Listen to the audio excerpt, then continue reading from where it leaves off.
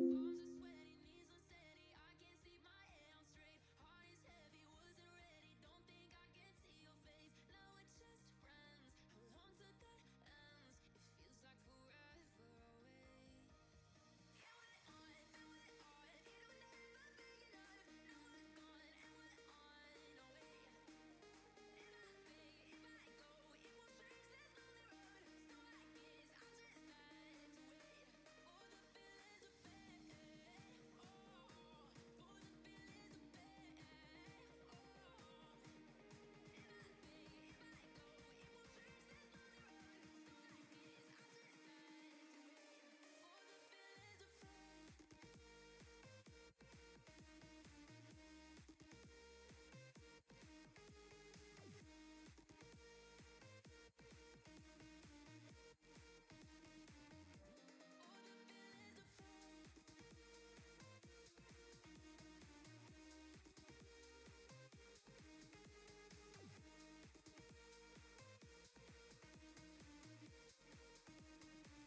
For the feelings to fade. I hope that you know I never wanted to be gold. I think it's the only way I know to be alone. Too far from heartbreak, can't feel the pain. Ain't it a shame I think I sold my only soul? Palms are sweaty, knees unsteady. I can't see my head on straight. Heart is heavy, wasn't ready. Don't think I can see your face. Now we're just friends. How long till that ends? It feels like forever away. Yeah, we're on, now we're on. It will never be enough. Now we're gone and we're on our way. If I stay, if I go, it won't change. There's no road. So I guess I just have to wait for the feelings to fade.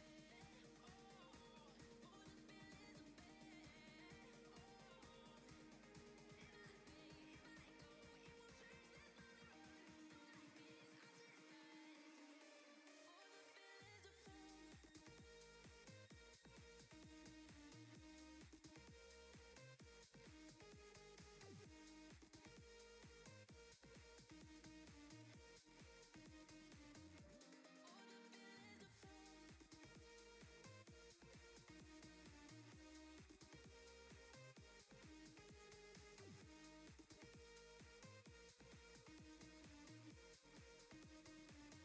For the feelings to fade. This is not a phase, my dear. Time heals the moment, but our hearts were frozen, don't disappear. You were scared from not knowing, but I got a feeling that I'll be right here for the rest of my life. Just know that I'll give you love you'll never wanna share tonight. Tonight. But if the world isn't working the way that we found it when we were too young to love,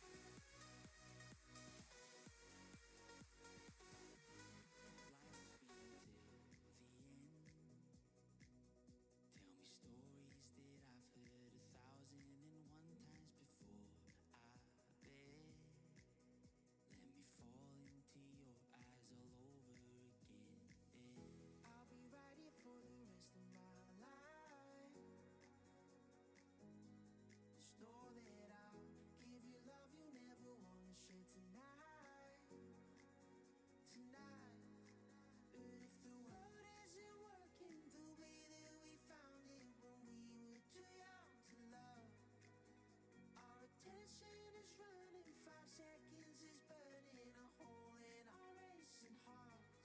I wish we could find the space, a great escape, where we could finally break the mold. If it's lost, then we wanted it happy after the fall.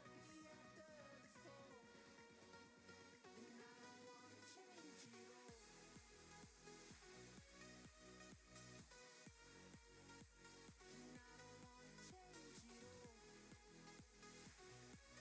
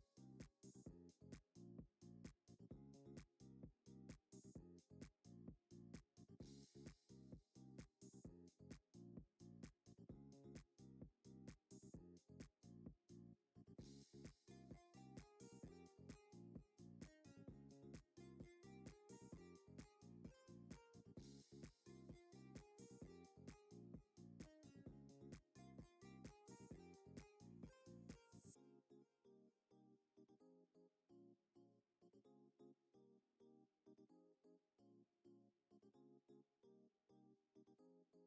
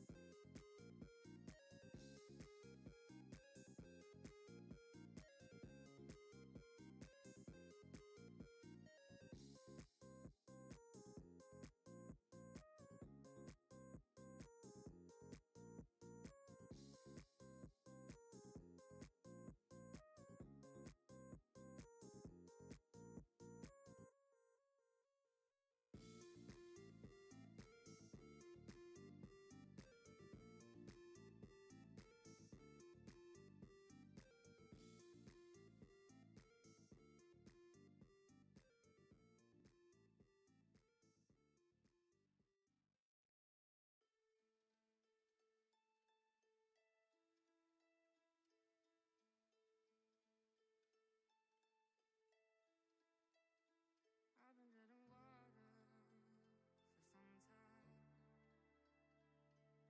time, picking up the parts of my life. Didn't get to solve it this time. How am I to break apart? Don't tell me why I can't collide. Nowhere to run, nowhere to hide. Don't you feel it? On the break of dawn, I'll follow you to carry on.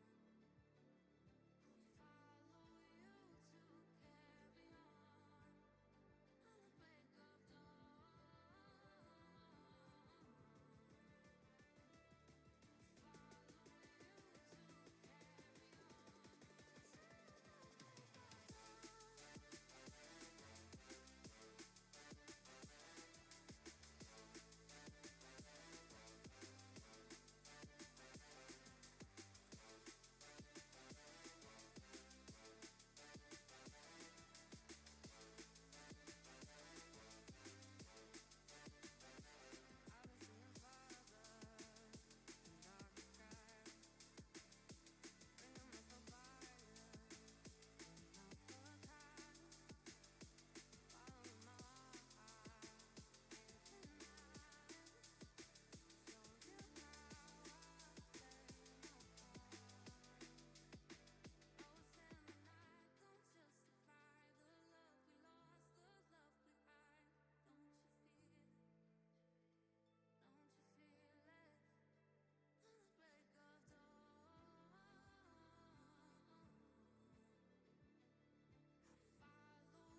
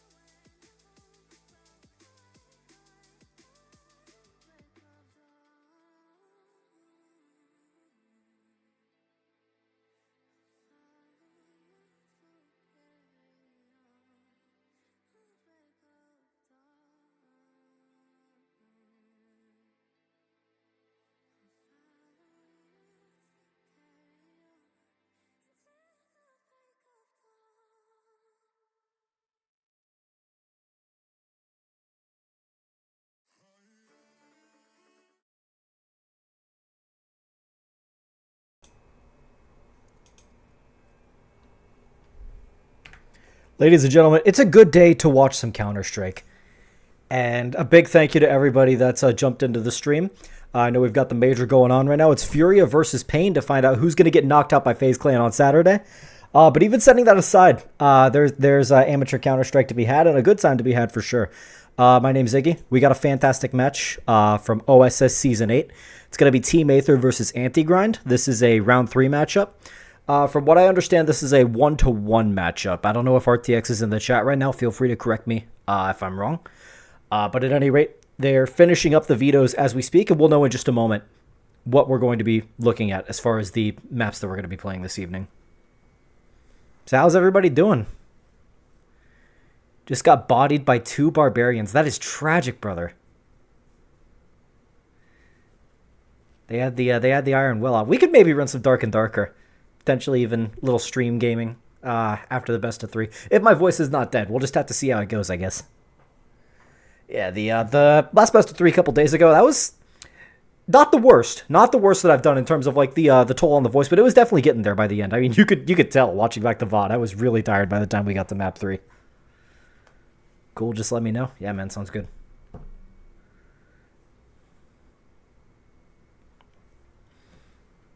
Yeah, really good game the other day between Demolition and Cooking Esports. I'm less familiar with these teams. I've seen the names on everybody, but I don't know that I have direct experience playing either of them. I think I scrimmed Anti-Grind at one point or another, but that would have been some time back. Hydrate that throat, brother. Oh, you already know. You already know. Remember to stay hydrated. All the boys, carbonated water. Gotta get that sparkling. It's good stuff. Like $40 on Amazon, 100% worth. Okay, so yeah, message from RTX, TO. They're delaying vetoes a bit, I'm being told. That's unfortunate. So we'll just have to sit here and hang out for a couple of minutes until we can get IP and go ahead and get in game. Really entertaining first best of 3 at the major though. I was joking with a couple of buddies, like shout out to Spirit and Mouse for about 1 billion rounds on that first map, because it basically guaranteed that this broadcast is going to overlap with the majors, so won't be surprised if the viewership will be pretty terrible on this one compared to the other night, but what are you going to do? I mean, it's Furia, it's Pain, and again, somebody's got to get knocked out by FaZe Clan on Saturday. We might as well know who it is, right? But really, really entertaining game, and a couple of folks made a really good point about how the old Mouse Sports would have collapsed under the kind of pressure that they were under map 1, and I think that's bang on, to be honest with you. I was somebody who was very cautiously optimistic at the best, let's say, about Mouse whenever they swap Shui out for Spinks. Because, I mean, you have somebody like Brolin who's been around at the top level for a very long time, and clearly knows a thing or two with respect to the game, but there have been many such cases of such players trying to take up the IGL mantle and it just not working. But I mean, seems to be working well enough anyway for them to this point. I mean, Mouse is one of the teams that really seems to have a good handle on shutting down Donk. And love Team Spirit, love Zontix, love Donk, love Shiro, but like, dude, when your game plan is Donk go kill 2 or we're going to lose, it's like you become a little bit of a Paper Tiger might be overselling it a little bit, but there's some fragility to your game if that's most of your game plan anyway.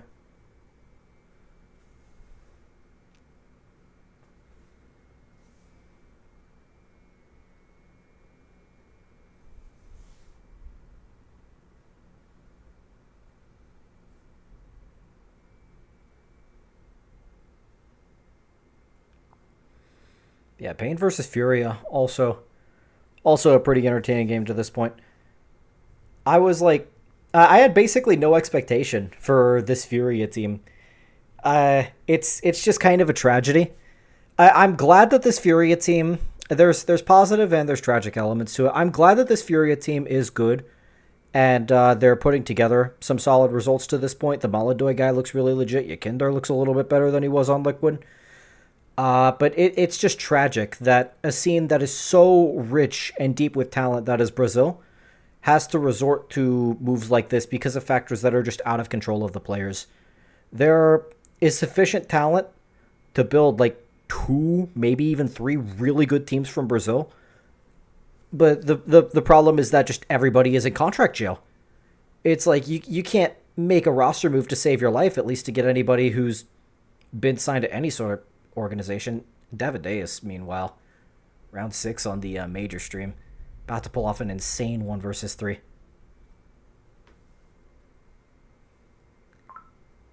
Yeah, I'll see that one on Reddit in a little while, I'm sure. But yeah, man, it's just tough that a Brazilian team in that scene with so much potential talent has to go to Kazakhstan, and I think is Yekindar Latvian? I think he's Latvian.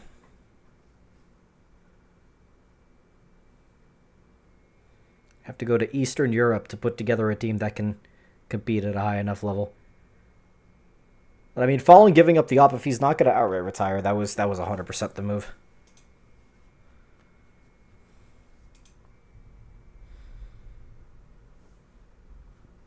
That part I'm more than okay with seeing for another 6 months or so, maybe a year, if he could still hang at the top level. It is kind of strange, the case with Fallen, however, which is that he has mentioned retiring in interviews and that sort of thing multiple times up to this point, but it's just like, okay, another contract signed and he's going to keep playing for another year. That's happened at like 2 times now at least. Really thought he was going to retire around the Imperial period, but set all of that to the side. We have an IP, we have a completed veto, and we have a notification that Antigrind's 5th is having some connection issues, which is unfortunate. We might be sitting in the pregame for just a minute. But let's look over the veto in the meantime. So, Antigrind bans Train, Aether bans Nuke. Ancient is picked by Antigrind, Mirage picked by Team Aether. Dust 2 and Inferno banned out. Anubis is our decider if we need it. So we are going Ancient, Mirage, and Anubis in that order, should we need it. There's a chance they have to play map 1 with 4 players. That would be a tragedy. I mean, if you're Aether, you absolutely take that. I mean, you can only take what's handed to you in that sense, but that always sucks, having to play down a man. But we'll see how it shakes out, and I am told that they'll at least have a substitute for map 2, so they'll have that going for them at the minimum. But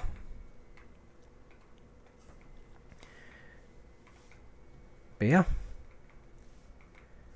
we'll just be hanging around here, flying around in the free cam for just a minute. I felt my on-the-fly observing was pretty decent in map 2 of the best of 3 the other day. I'm not sure if either of you guys were here for that. It's a little difficult solo commentating and doing the observing and all that sort of thing. It's like there were some pretty nasty shots being hit by some of these players, but my eyes are completely trained at my minimap, which is on the corner of my first monitor right here. So it's like I'm not even hardly looking at the crosshairs themselves when these things are happening. I'm just trying to keep an eagle eye on the minimap and say, okay, where's the action about to happen? And that's where the camera is going, ideally.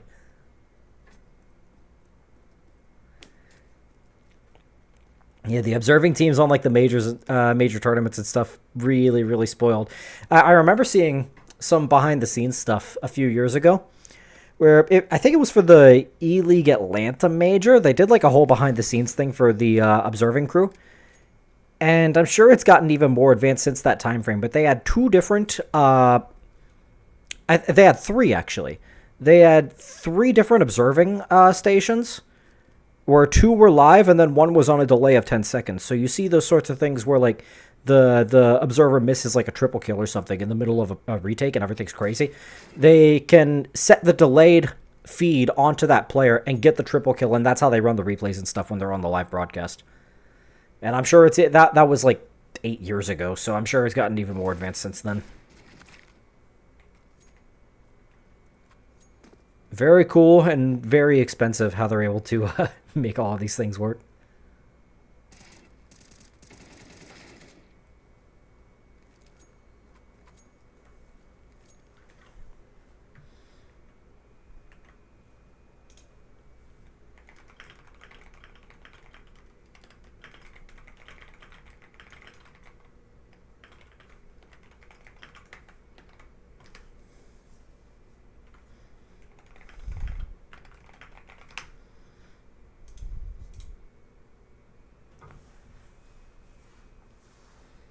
So while we wait, let's tab out. Let's check in on the major. Very, very tempting to put the Pain and Furia game on my second monitor so that I can talk to y'all about this OSS game and still know what's happening. Not really paying attention, but at least know what's happening. But for the sake of keeping focused, I think I have to go dark on the major and just let it be a surprise whenever we finish map 1 of this best of 3. Who knows? Maybe they'll pull Mouse and Spirit and go for 1 billion overtimes again. That could happen.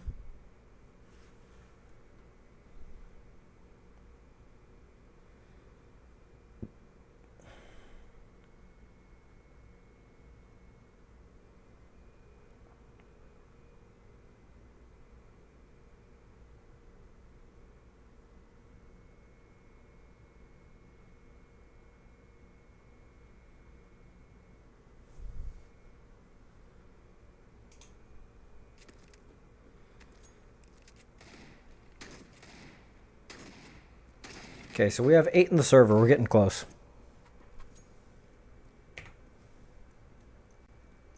There we go. Fantastic. Thought my OBS was gonna glitch out on me.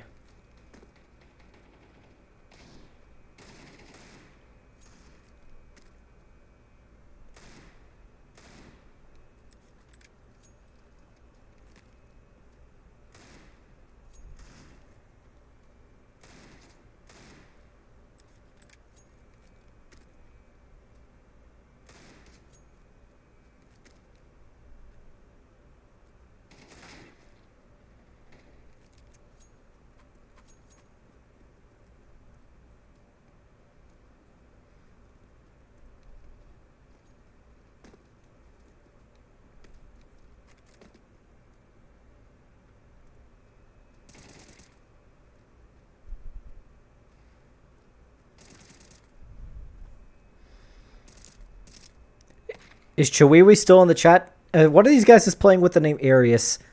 Am I crossing wires, or is that the guy who got punched in the face by St. Nicholas? Some theology nerd nonsense there. Maybe he is a theology nerd. Maybe he's a heretic. Who knows?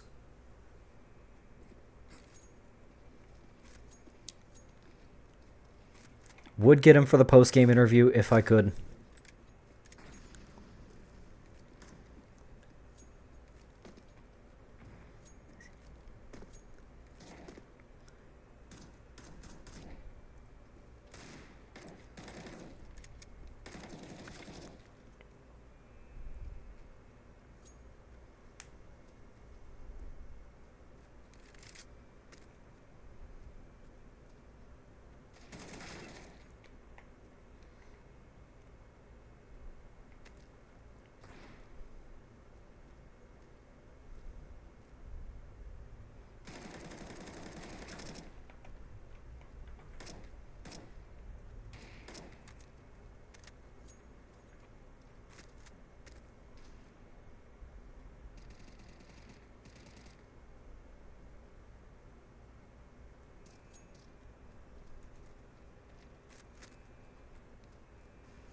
Still waiting for the time being. Mylon did say in the game chat that they would have 5. It's a question of, is it their guy with the connection issue? Has he got it sorted, or are they maybe planning on getting a substitute? I was told that worst case scenario, they'll have a substitute for map 2, and that's worst case scenario. Oh, there he is. Lazy in the server. And noted without further comment that Chihuahua has the auto sniper equipped on T side.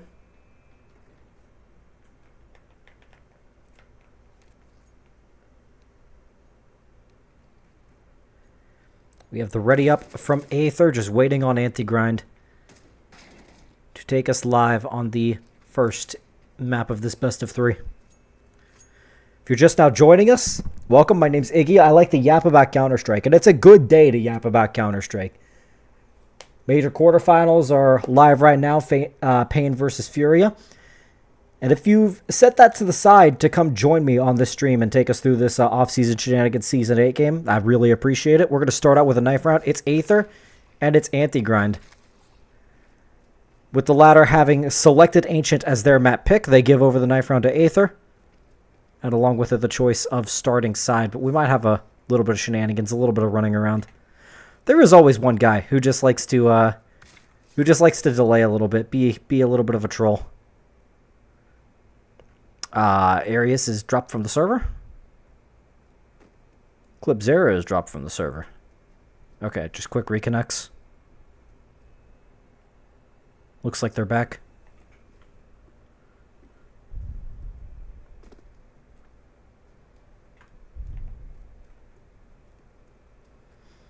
And now they get to play a game of hide and seek, looking for Sentiel.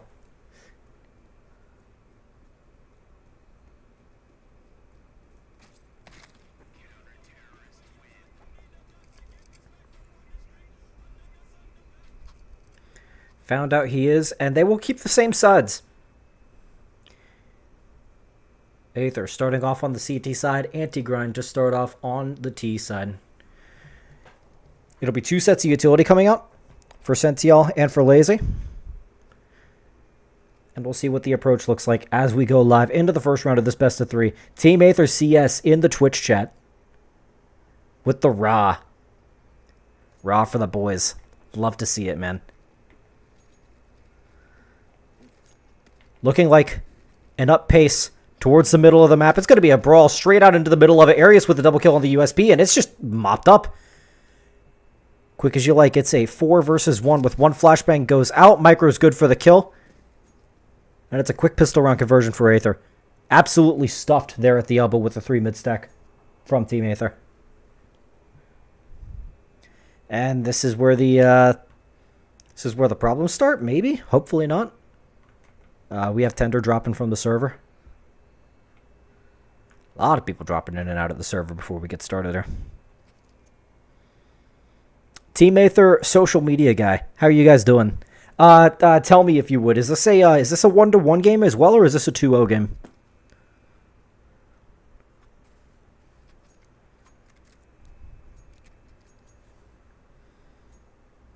But set that detail to the side. It's going to be a full eco from Anti-Grind. Glocks, 1 singular deagle on Nifa.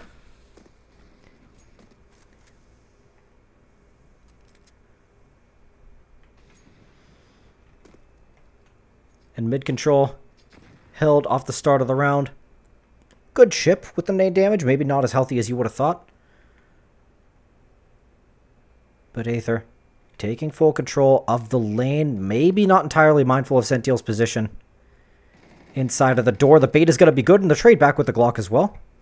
And he'll recover the M4 on top. Now, Arius is looking to fish for another couple kills. The bullets are going to start to run out on him, and it's even man for the time being. Clip Zero there to try to clean things up with the MP9. The remaining 2 CTs jumping up from Cat, and just like that, a bit of a recovery. But Lazy's still looking for a little bit more damage. Very nearly connects the jump shot, and it could have got very scary there. But Aether going to recover both M4s in the process of converting the second.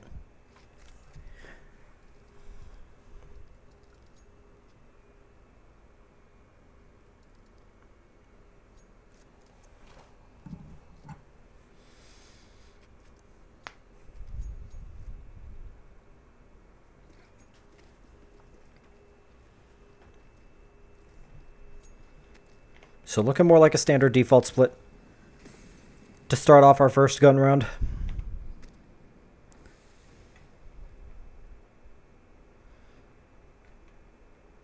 And cave control, along with the whole of lane, given over early to the T side. But Micro has the information that there's a bit of a creep coming on here. They're actually going to double up into cave and give away the site. This push for information might prove fruitful, or it might prove to earn them a face full of lead, but set that to the side. Chihuahua's got a double kill in the middle, and the push through from cave does wind up coming through, going 1 for 1.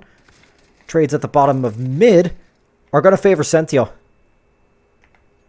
And they had information on Clip Zero, you would have thought, but the spray through the smoke with the last few bullets of the M4, he's got to pull the Glock out to actually take the kill over the line, the Glock of the USP.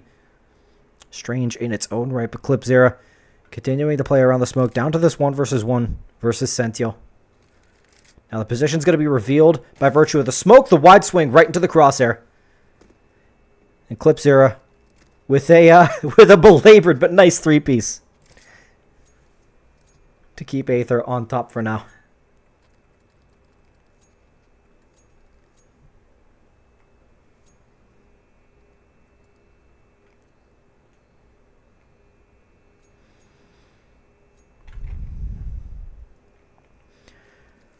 Now, what does Anti-Grind have for us on this full eco round? The nade's going to be pretty limited. And Micro's going to have a lot to do. With multiple Tech 9s coming his way, he'll be good for the one and only the one. The auto shotgun not coming through as cleanly as you would like. This is why I'm a Mag 7 gamer.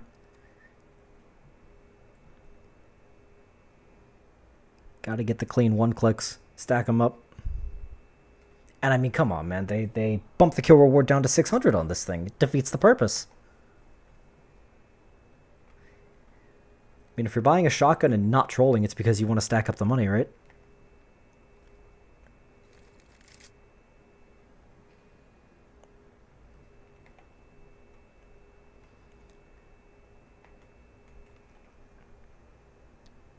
So mid's completely gapped by both teams here.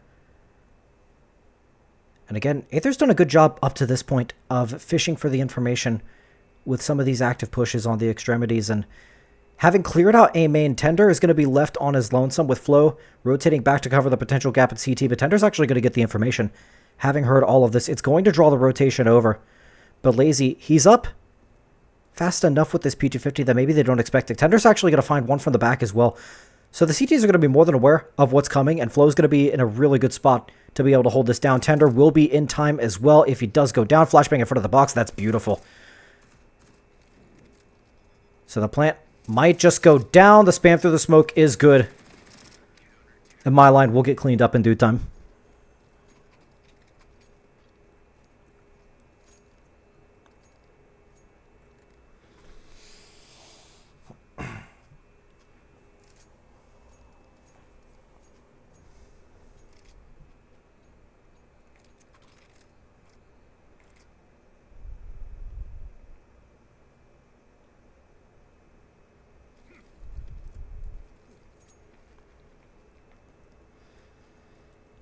And this is where the step up needs to happen from Anti-Grind to keep this first map competitive.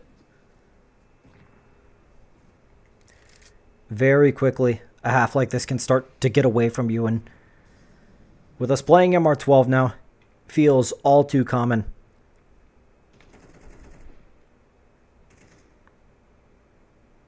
To have a half where you just get absolutely rolled, but you feel like the half is just getting started, and there you go, it's halftime, you swapped over. A little bit of a biff smoke, it looks like, from Chihuahua. And the 1 CT up on shelf is going to be good for 1. Now, there is some weirdness happening around the smoke here. Chihuahua's trying to make it through. And the dig is going to be found out by his teammate, and eventually the trade as well. Knifa will be good for it.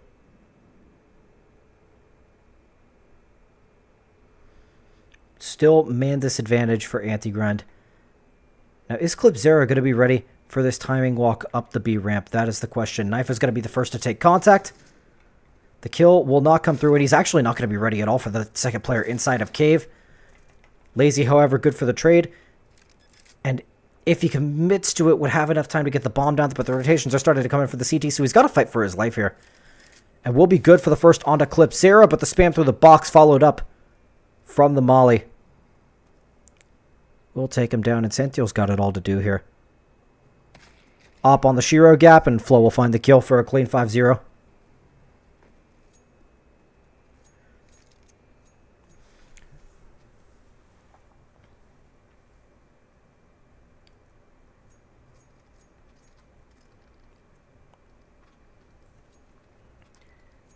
And if you're in this kind of position in your Anti-Grind, it's a silver lining, I guess. That multiple players are going down for Team Aether's side on basically all of these rounds to this point. And that just tells you, okay, if they're able to get one round over the line, even just one round, they're able to do so and do so cleanly, Aether will be in a rough spot economically, and they might be able to claw their way back into this game. And that's a really good start from Myline to try to make just that happen. Some fights inside of Cave as well, but it's going to be a full clearing out of middle. And Flow's going to be pulled away by the prospect of a run up towards Shelf, but the hit is actually going to be coming in towards the A-bomb site. Good shot onto Myline. Gives them a disadvantage but winnable retake position. There is a resmoke to be had on Sentiel for one of these choke points, more than likely CT. But Knife is actually going to be looking for the information, and the steps inside of Temple is going to confirm the location of both CTs. So it's just a matter of playing the timeout here. At this point, 90% plus.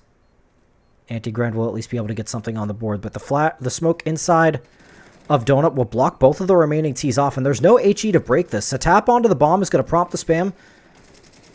And oh, he's just off of lining them up through the smoke. The push through the smoke is going to have to come through, but the defuse actually does in the meantime. And that's heartbreaking.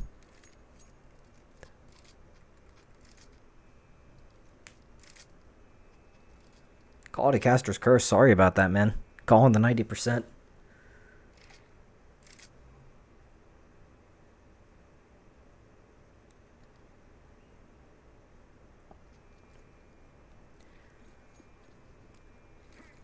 So good to reiterate as well that the money is still a little rough for Aether despite the 6-0 start on this game. And again, it's one where even one round coming over the line means Anti-Grind might be able to claw their way back and make something out of this half anyway. It's going to be a delayed pop out into mid.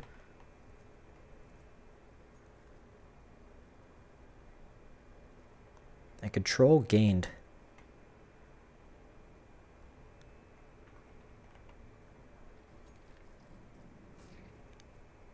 And to crawl up towards Red Room. Myline set up for it. Knife has actually found one kill, and all the Shadow is going to give away the position of the CT inside a Donut. Arius is going to go down.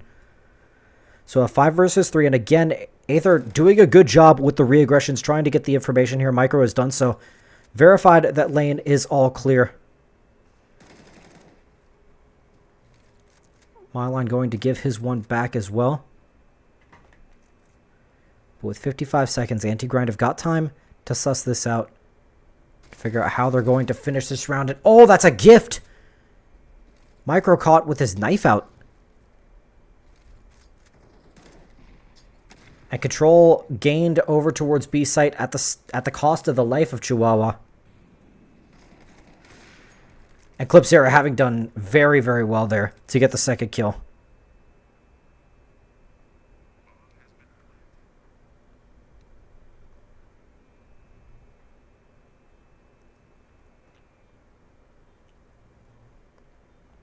Now Flow. Crawling through cave. No information on where the T's have got off to. It's down to catching a bit of a timing. The scope on the op is going to give away the position of one, and Lazy's ready for the crawl out. So Anti-Grind on the board.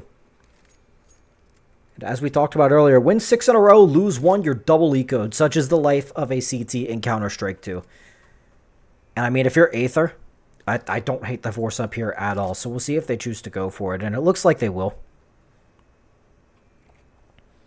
MP9s, 5.7s.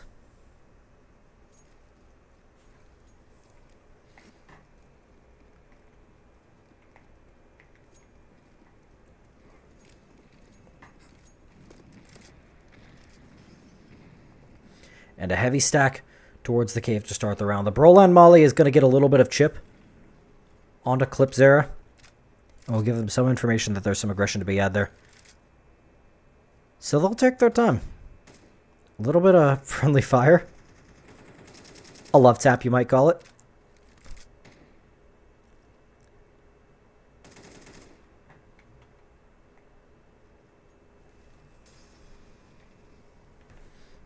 Man, what is going on here? Looking like maybe a missed Cubby Molly. Leading to some additional team damage. But the delayed smoke onto cave and the flash over into middle will net the control that Anti-Grind are looking for here. Just have to be diligent in sussing out this stack inside of cave for the CTs. The first 5-7 will be found out, but they're actually committing not quite together. The spacing's a little suboptimal, but Micro's good for one and only one. Some damage to be had. You would have thought that maybe he would have been able to find the second there. But now Sentiel's done exactly his job here. He's got the information, the whereabouts of both CT's players known. And with the bomb going down on B's site, the timing is caught into cave, but they should be ready and waiting for this, even in spite or without the steps being made by the two CTs. They have recovered an AK in the process. Would love to be able to save and get out alive here, but it is Ancient Bomb. That's a tall order. Not helped by the chip coming in from the AWP shot through the wall as well. And yeah, Arius gonna be going down. And Anti-Grind in a position to try to claw their way back into this half.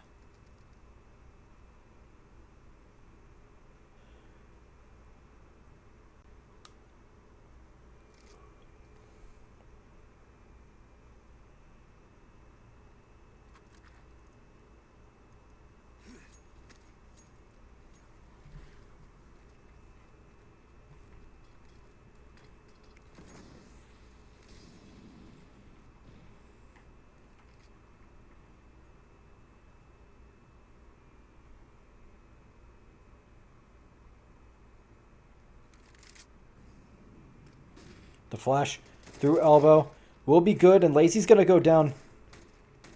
Oh, it's kind of collapsed for them here. The trades are actually going to favor Aether, as Nifa is trying to claw it back with the AWP, but it comes down to a 1v1 as Chihuahua goes down in the meanwhile over towards middle. So gun recovered for Clipzera, and an attempt to steal what on paper is an unwinnable round, with 4 USPs and a flashbang to work with.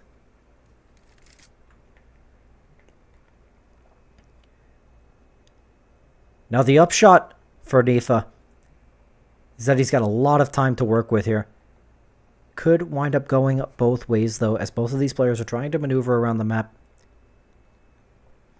for any sign of information or whereabouts. He's actually kept the op into this 1v1 as well, which can be a little bit spooky, but the Tech-9 proved good for the kills outside of A main, so might just wind up working out for him.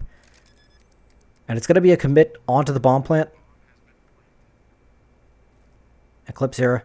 Will he hear the steps inside a donut? He will. So he's got the whereabouts of this last tee. But Nifa posted up on the angle. Oh, the wide swing. He's closing the distance. And Nifa's actually going to go out into his crosshair. Eclipse Era with a double kill. And Micro with a double of his own to absolutely steal what should have been an unwinnable round. Will Aether 2 based? Yeah, absolutely. That's what you dream about right there in those kinds of situations.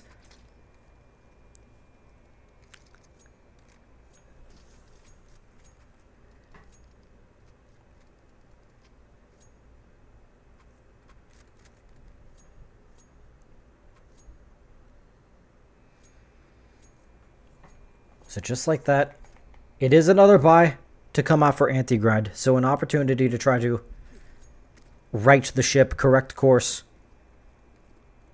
But Aether being given absolutely a gift to be able to come back into this game.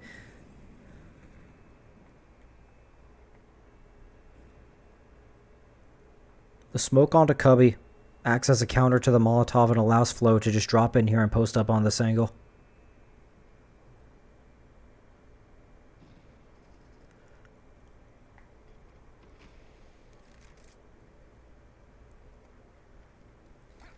Now it's a delay lurk smoke and a nade set over towards middle, but it's actually serving as misdirection as the crawl is going to start to come out towards the A bomb site.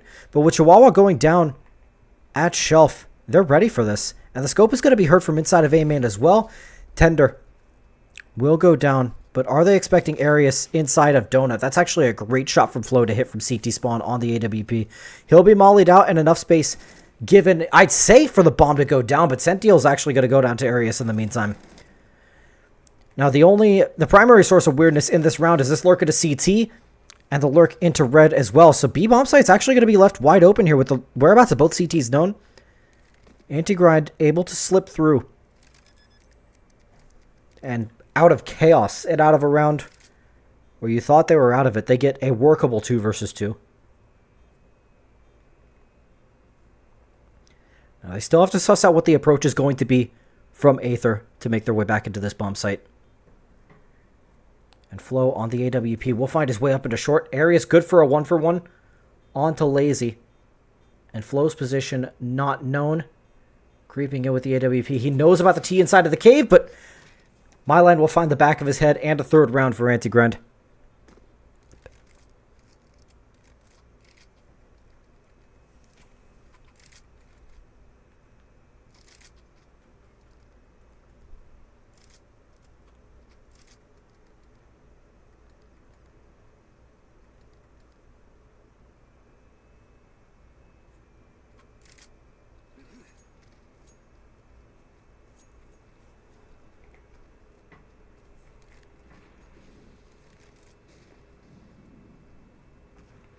So similar scenes for the previous round. Flo actually getting a little bit more active as one of the T's is able to slip inside of cave. Pardon the observing, the numbers are a little hard to read here. Micro is actually going to go down.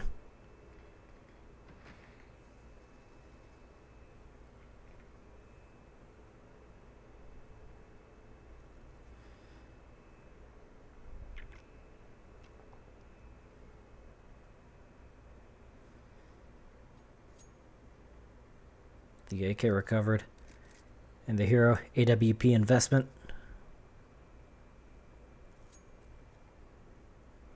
Aether want to stop down any notions of anti-grind.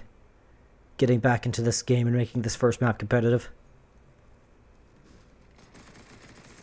And the flashbang down mid and the MP9 spray going wild, but it's going to be good for a 3-for-1 as Tender's actually going to find 2 with the P250. A 3rd spotted up at the balcony. And a clean headshot to be had. Oh, a little bit of juggling with the guns, and they've managed to recover onto everybody. So fantastic stuff from Aether. The hero AWP 4 spy, the flash and re-clear down into elbow. Perfectly countering the mid-crawl.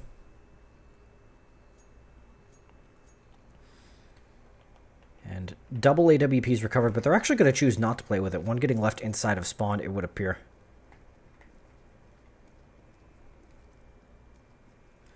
Or maybe in the last second they traded out for an AK. They do have 3 AKs after all. May have missed that bit.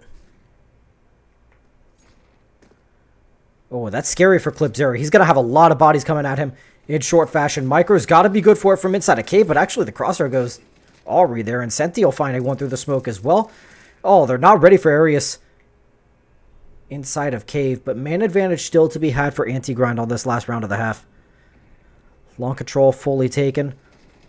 Flo, very difficult to break through this sort of thing with an AWP, and Sentiel's actually going to find the kill.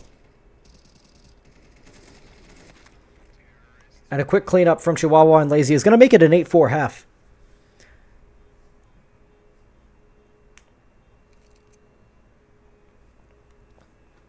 Now this is Anti-Grind's map pick.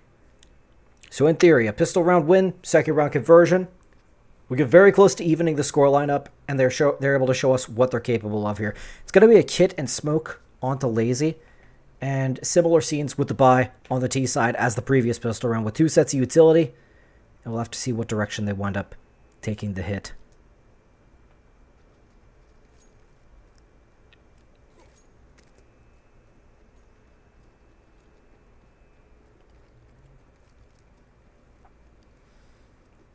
And looking like an absolute classic. A certified hood classic, you might say. The decoy is actually going to fake out Chihuahua inside of the corner, and Arius is going to find the first kill of the second half. And it's a quick crunch onto the B-bomb site. Flying through cave, our team Aether. And just like that, Knifo is going to be left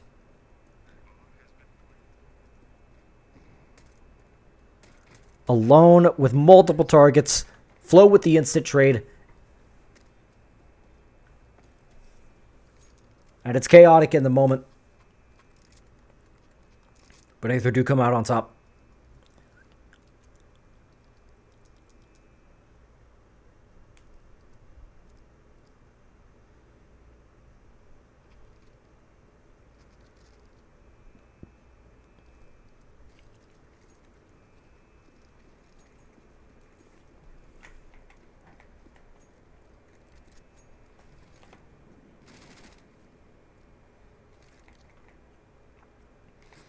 Similar scenes to what we saw in the eco round win from Aether. It's a one flashbang fight into middle, but Tender's just good for the double kill with the Mac 10.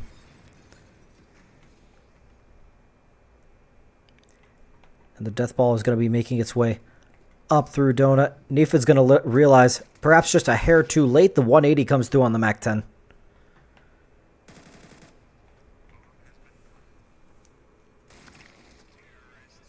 So a quick cleanup.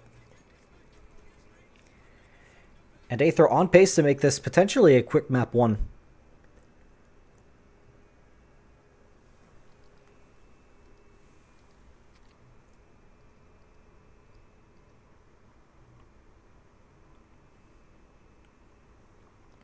Couple of rounds having slipped from their grasp in the first half that maybe you thought they should have been able to come away with. But at no point has it looked like Anti-Grind has been in firm control of this game. And at this point, you're just looking to assert dominance if you're Aether. You're looking to throw a bit of a knockout punch, but it's actually going to come up a bit flat.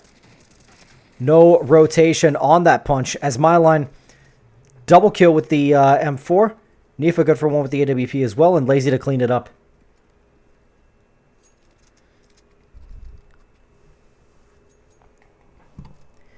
So Anti-Grind showing that they will not be toppled with as minimal an effort as a rush, especially with the spacing as it was there.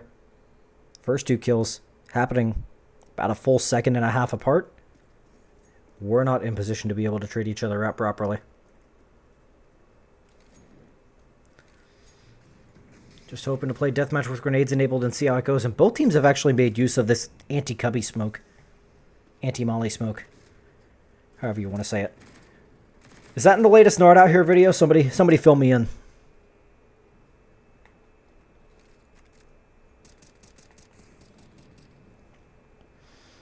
The boost will come up, allowing Myline to get up quietly onto the shelf. And Chihuahua's going to require his help in short order here. But actually, the kills are going to be swinging heavily in the favor of Aether for the time being. Knife is able to trade it back with the frag onto Clip Zero.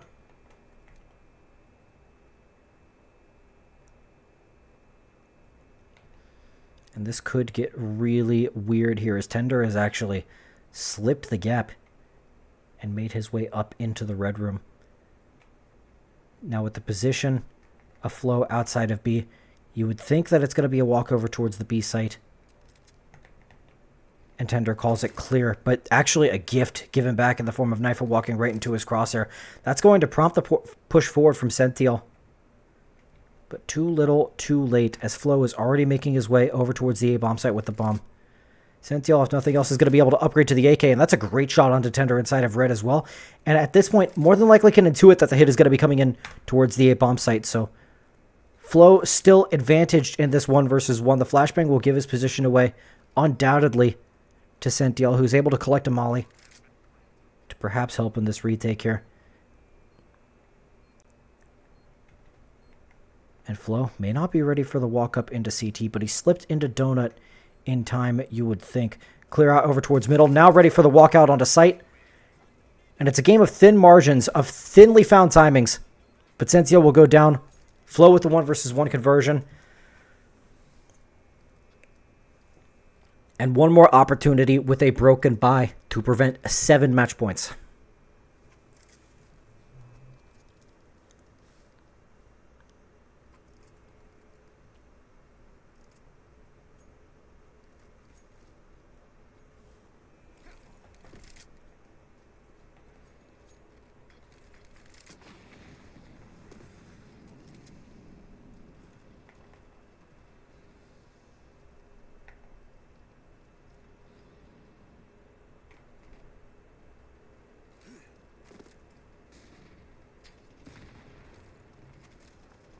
Some exchanging of nades over towards the B ramp.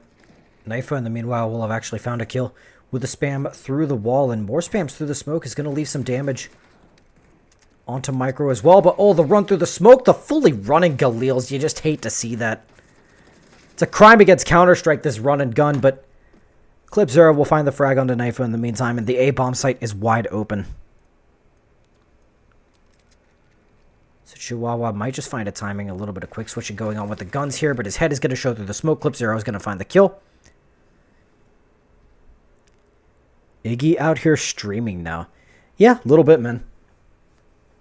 I have not found a team up to this point for Season 54. And new OSS Season 8 was going on, so I figured, you know what, fuck it. Dust the microphone off a little bit, get some reps in.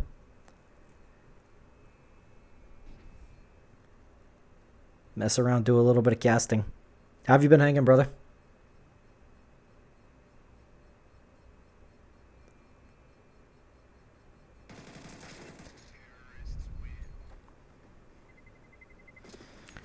What's your expectations for what division in League?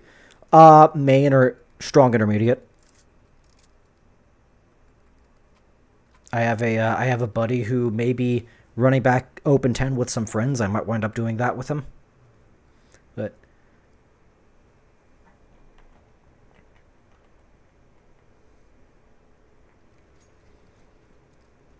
we'll see. We'll also see if Anti-Grind is able to put up any more of a fight in this first map. It is their own map pick in this best of 3.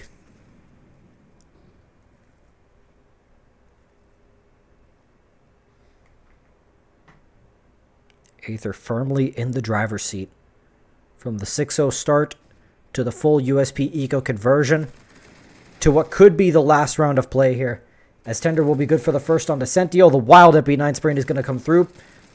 But Clip Zero is having none of it.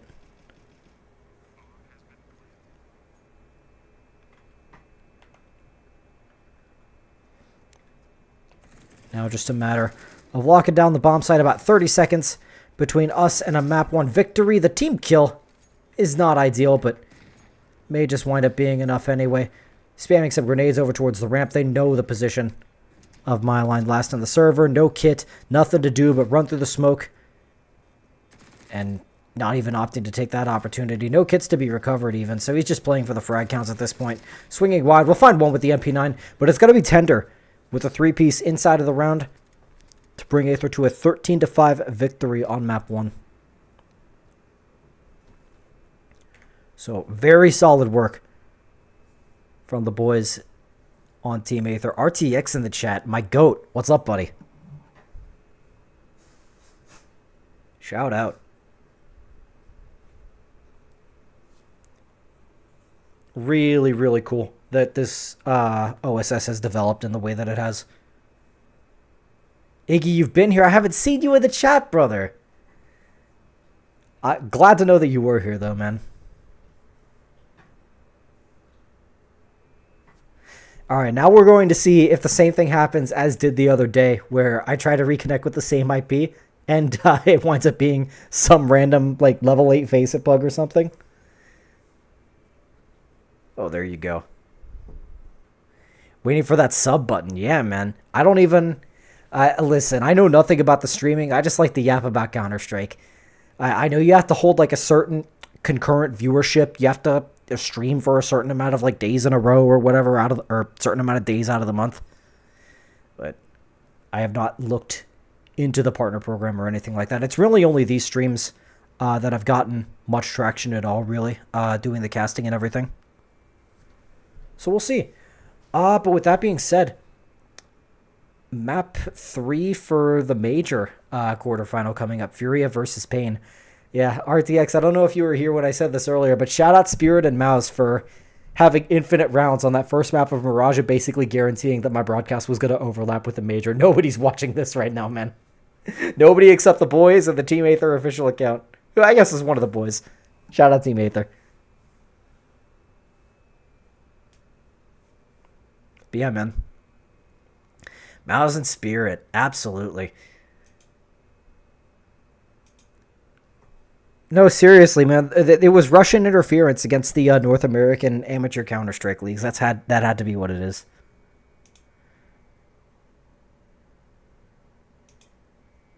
Distro 987, I'm watching. Hell yeah. Love to hear it.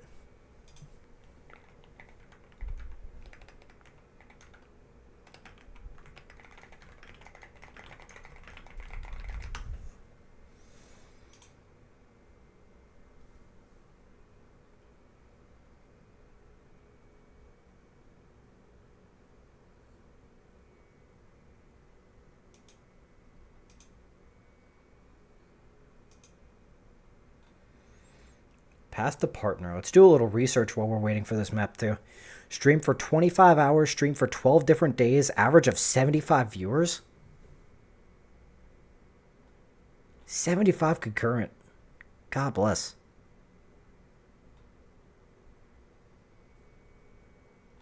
It'll be affiliate first. Okay, path to affiliate.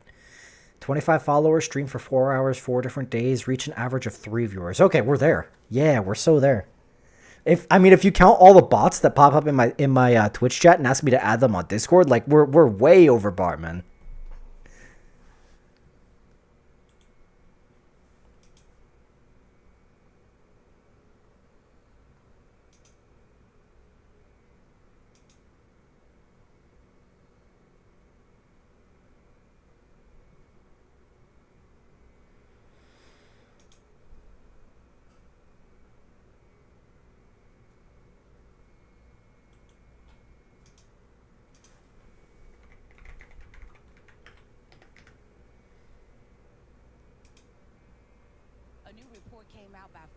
Oh, please.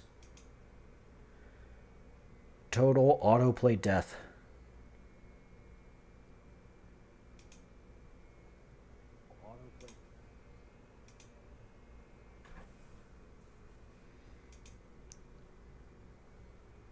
So this affiliate button, where would this appear if in theory I have met the requirements for such things?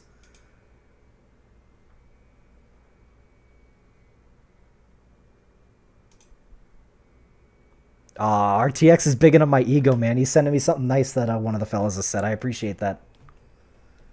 I don't know if they want to be named. It's one of the players for one of the teams, not either of the ones on the server. But yeah, I appreciate that, man. That's fantastic. I've been keeping my eyes peeled on the other casters that are covering these games.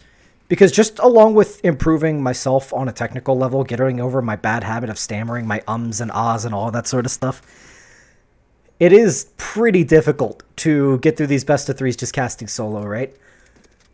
So just been keeping my eyes out and seeing like, okay, out of all these other guys who are doing commentary and all that sort of thing, who do I think would complement well me towards them and them towards me, you know? So maybe some duo casting to be had in the near future. I've sent a couple of messages out, so we'll see what happens.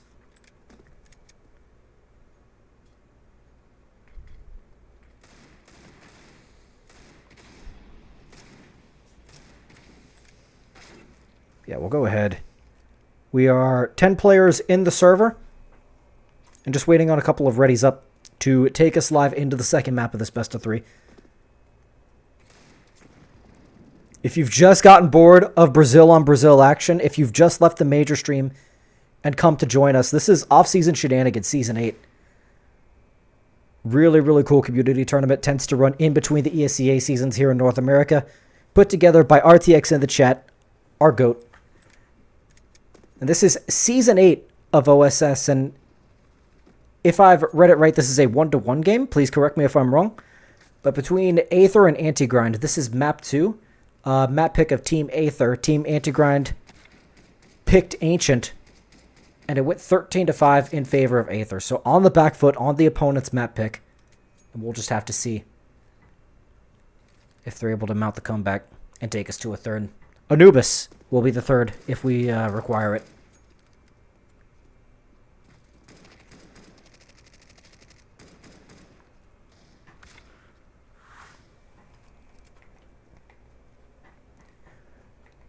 Maybe Anti-Grind will start winning so hard that Chihuahua will buy one of those autos in the game. Maybe.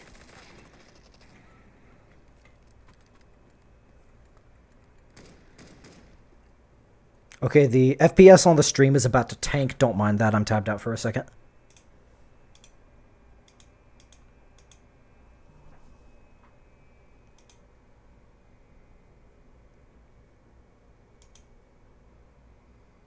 Will be new server. Okay.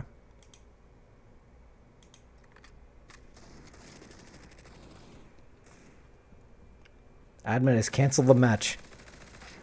If only for a moment. We're going to hop over to a new server. So you guys get to stare at my forehead again for a few minutes until I get a new IP. Get to stare at my forehead and hopefully figure out the whole affiliate thing. Because I guess that's the next logical step.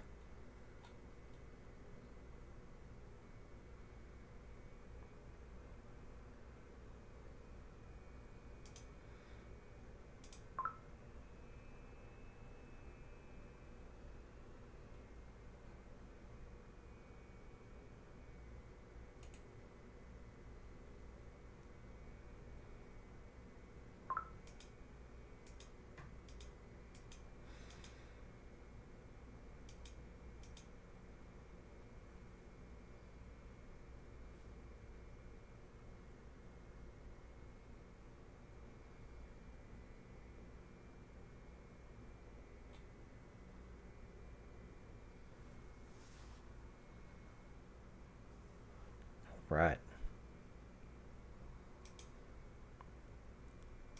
So there's not a big shiny button that says become affiliate, so maybe not there yet. I'm being messaged on Steam. Come to my Twitch. I'm live right now.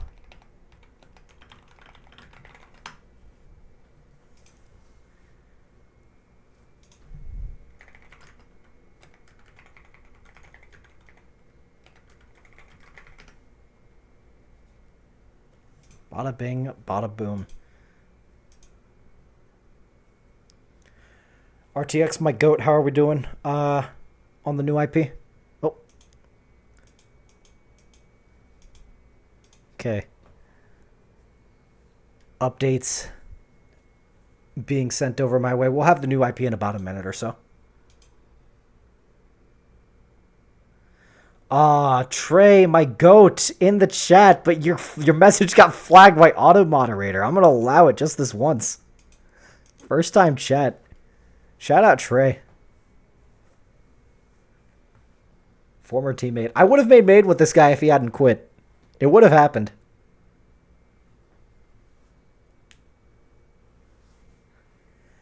Wound up happening one season later.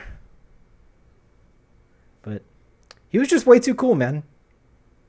It's got like an old husky. He's like a semi-pro biker. And also the wife OP. That's a great point. He's got a wife as well. Man's just winning. He was winning so hard he didn't want to win in Counter-Strike anymore. Winning in other things. Yeah, buddy, have you been holding up? We're waiting on an IP right this second, such that we can get started in map 2.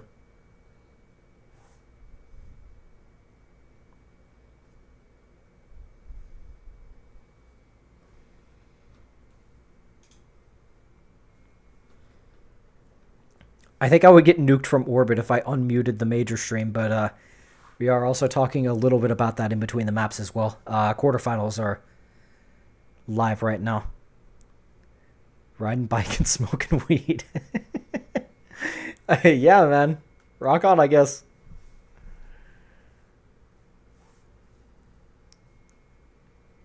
Am I a caster now? Well, I'm kind of in between right this second. I have reached out to a couple of teams potentially for season 54. I don't know if you ever met Wishy. I don't think you did. I might wind up running back Open 10 with him and some friends, but just kind of in between right this second, and OSS is going on. So I figured, throw the microphone around a little bit. Knock it around, whatever it is. See how it goes. You don't know him? Yeah. Yeah, 2 different teams I was crossing wires.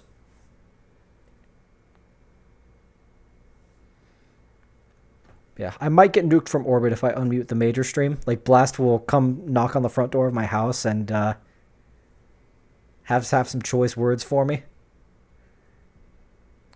But Fury of Pain about to go live on map 3. It's purely academic at this point because we all know whoever wins is just going to get knocked out by FaZe on Saturday. Okay, new IP. Let's see how this goes.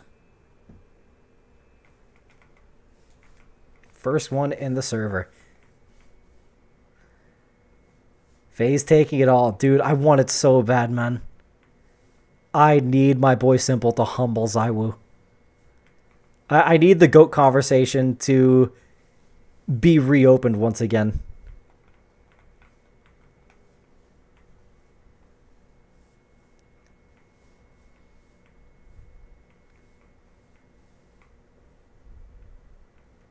Vitality losing tomorrow. That is bold, my brother.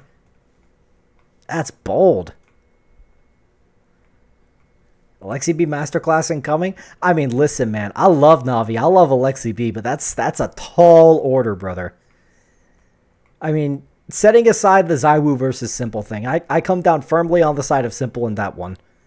You set that to the side. This Vitality team is probably the best team to play CS2 thus far. Actually, I'm pretty sure they just cut and dry R at this point.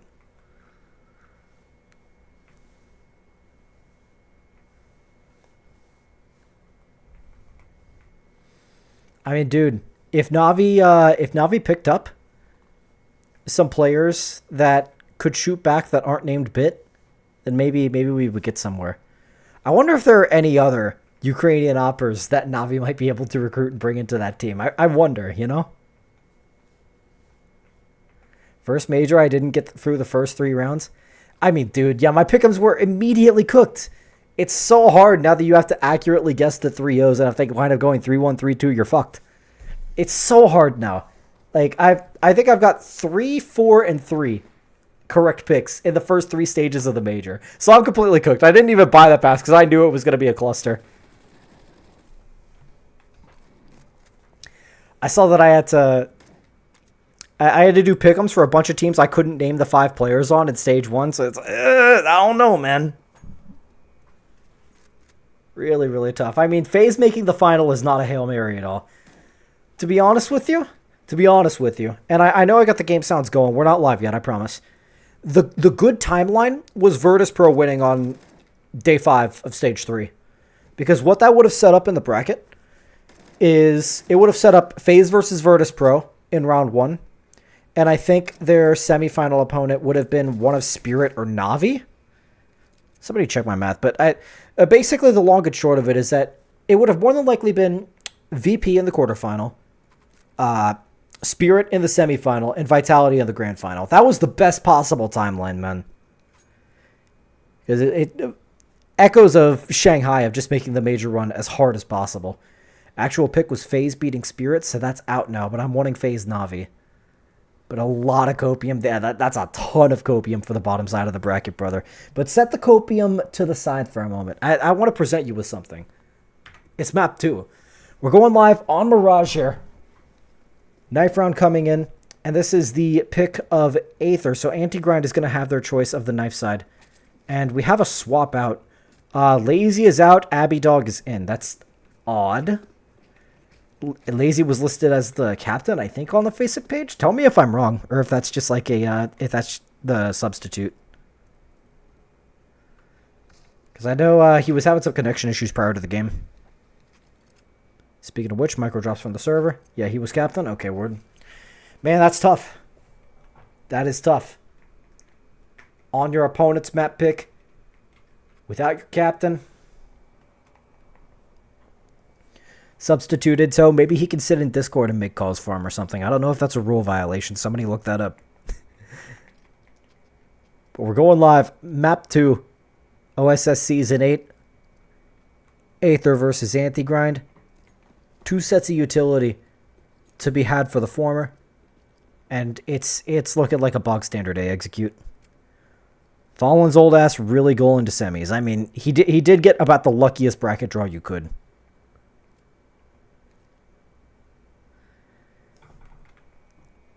Knife is going to have his work cut out for him. With 3 players coming in from Palace, the spam coming through with the USP. Only good for the 1-for-1, but Myline in the back of the bomb site doing a really good job staying alive here and allowing the rotations to come in. The spray is going to go a little bit over with the USP, but both players are actually reloading here. And spinning around to find the last player on the bench. Myline will find it. And Anti-Grind will take the pistol.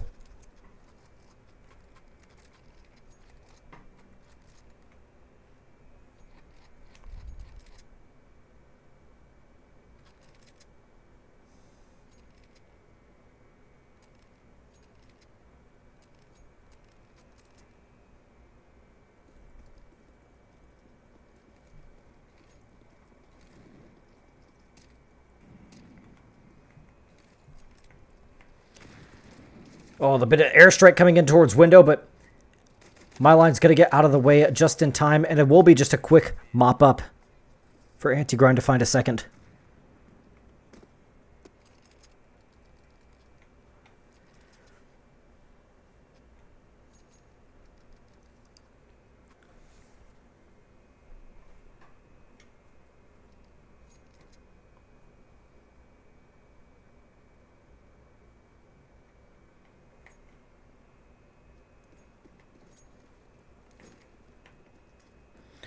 Oh, you hate to see it.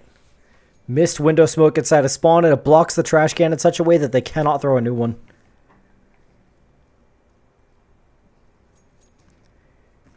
Now, Aether, hardly any utility to work with in this first gun round. And that's most of it spent just sitting in spawn. So it's going to be a pop over towards the B bomb site with what little utility they do have. Clip 0 is going to be good for the first flying through the air with the Mac 10, but Chihuahua's actually trading it out. It looked like a second jump shot had come through there, but not so. Bomb will go down. Micro far away from the action. He's got rely on his team to stay alive long enough for the flank to activate. Might do so soon. The first frag will come through into market.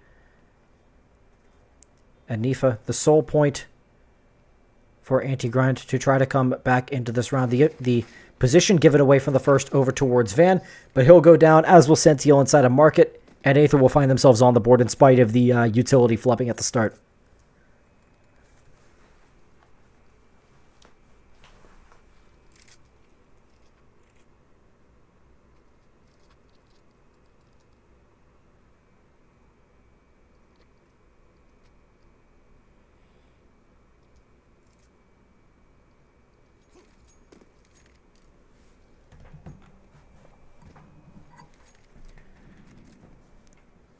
So the flip on the same situation as last round, with Anti-Grind being in the position of having a decent enough buy in terms of the guns, but no utility to back it up.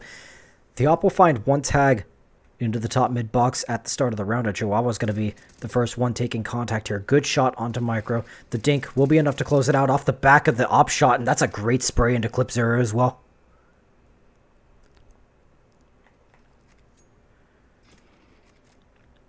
Tender does hit his lurk from Palace, but is traded out immediately by Myline.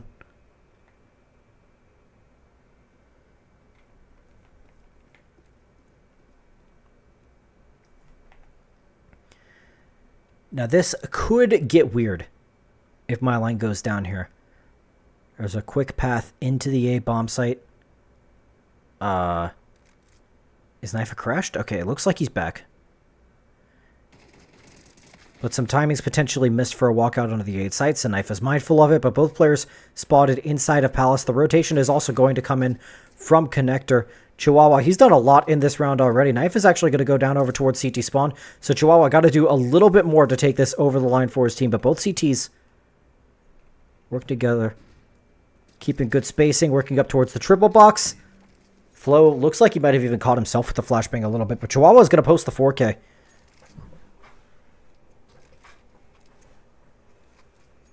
So Anti-Grind, some solid shooting. We'll leave them in a good position to this point anyway on map 2.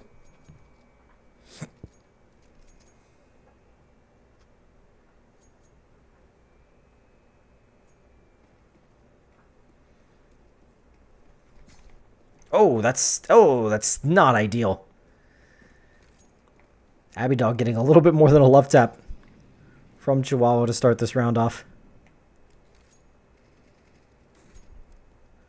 Flashbang towards the top and middle. Myline going to be completely lost inside of the smoke. His boys will call the information that nobody has actually pushed through to this point anyway, and he'll find the kill pushing through, but the hit will be coming in earnest towards the A bomb site. Sentiel, a little bit too much pressure.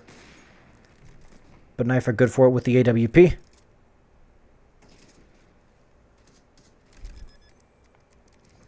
And it's a plant to be had for the T side, but a 2-on-4. And almost nothing in the way of utility. A flashbang on each. And you might call it desperation, but Tender going forward, trying to find the frags, trying to find a little bit of space to breathe. And he did a good job finding the first and very nearly the spam through the smoke as well. But Abby Dog working her way up through CT will find the spam. Her way, his way?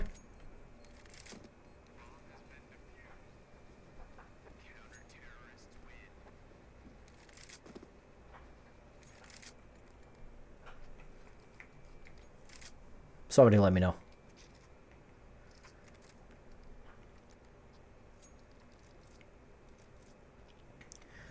Now then.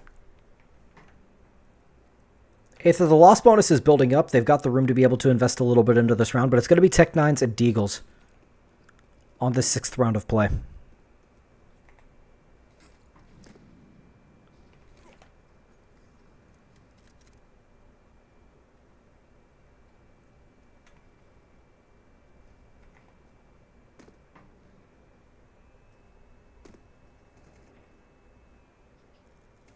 The A-bomb site, the weaker at the moment, but Nafa, that's a great shot to hit through the blindness from the flashbang. And Sensiel, good for 2 from CT spawn as well.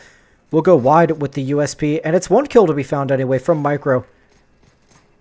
And a second over towards CT as well. If he could get the bomb down on top of this, this would be a great result to come out. But it will just be a little bit of economic damage. And a 5th round for Anti-Grind.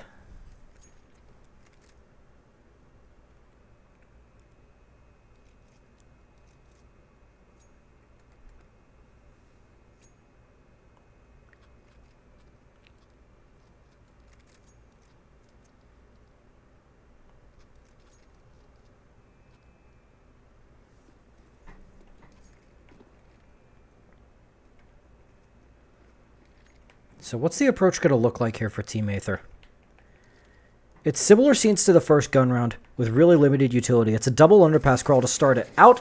And my line going to be good for the 1 versus 1 and little more, but a little bit of information to be had as well, as Chihuahua will have heard the second player over towards Apps. But having fallen back is Flo. He'll be making his way out of middle with Arius. Flashbang to good to buy them some space.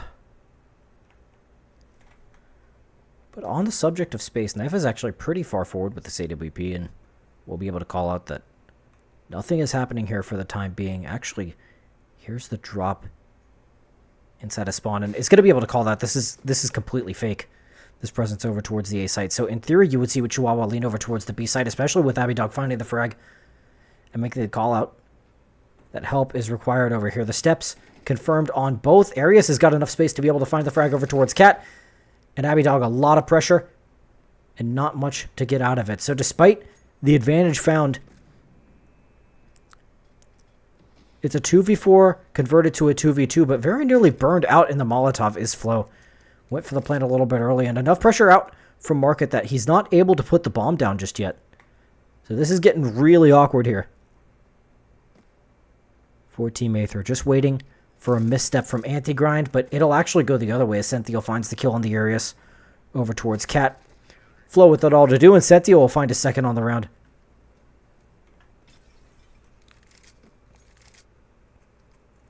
A little bit odd that the rotation and the positioning wasn't as sharp as you'd think over towards B. You have to wonder if it's a comms issue potentially. In theory, had more than enough heads up of what was happening, but a couple of 1v1s, and just like that, a 2-man advantage slips away from them.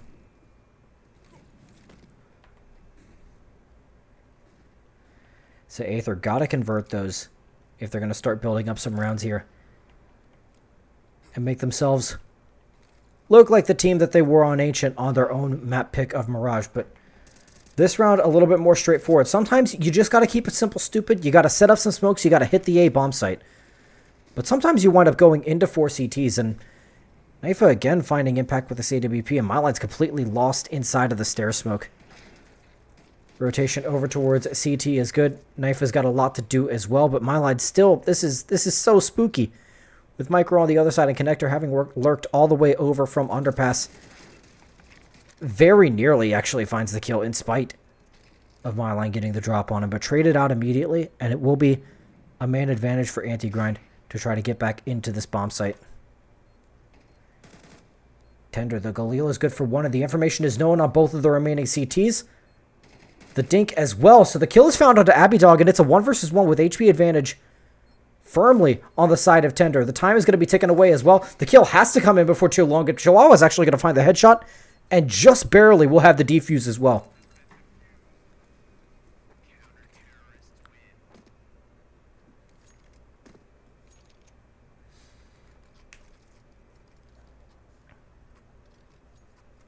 And this is less than what I can say about the situation on the first map as well, with Aether having a heavy lead coming out of their CT side.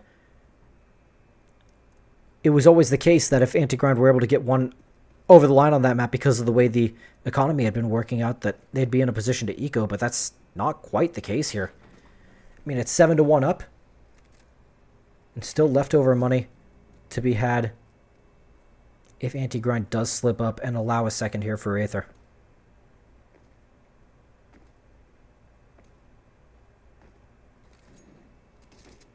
So don't hold your breath, but may just have a map 3 on the cards in due time. But they've got to hit 13 first.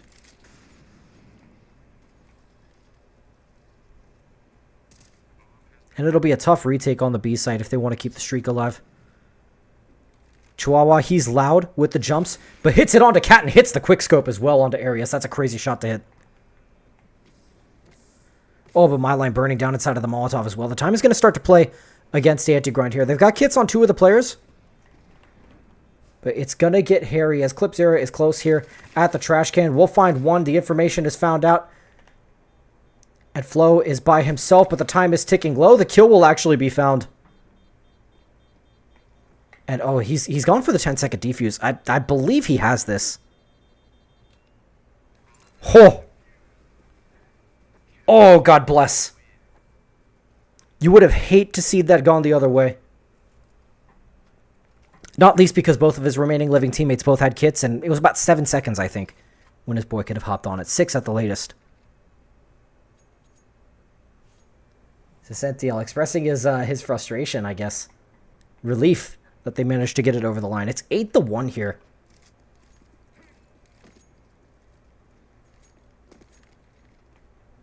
Chihuahua says, no lazy, no problem. That's some crazy work. They really did pull a mouse, man. They swapped their IGL out for another strong rifler, and it's really worked out for them. It's all banter, of course. We love lazy. I'm sure Antigrind does too, but this is crazy scenes.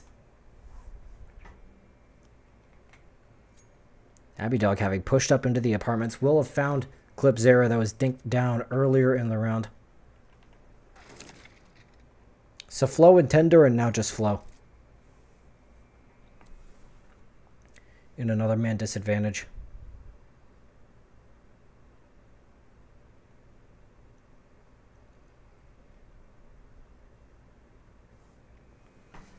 Now it's a question of, will Flo be ready for this position on the right? The quick step will give the position away, and Abidog swings wide for the kill. Recovers the second op for the double op setup as well. And you would think this is Antigrind's pick, the way that they're just shutting him down. It's kind of crazy.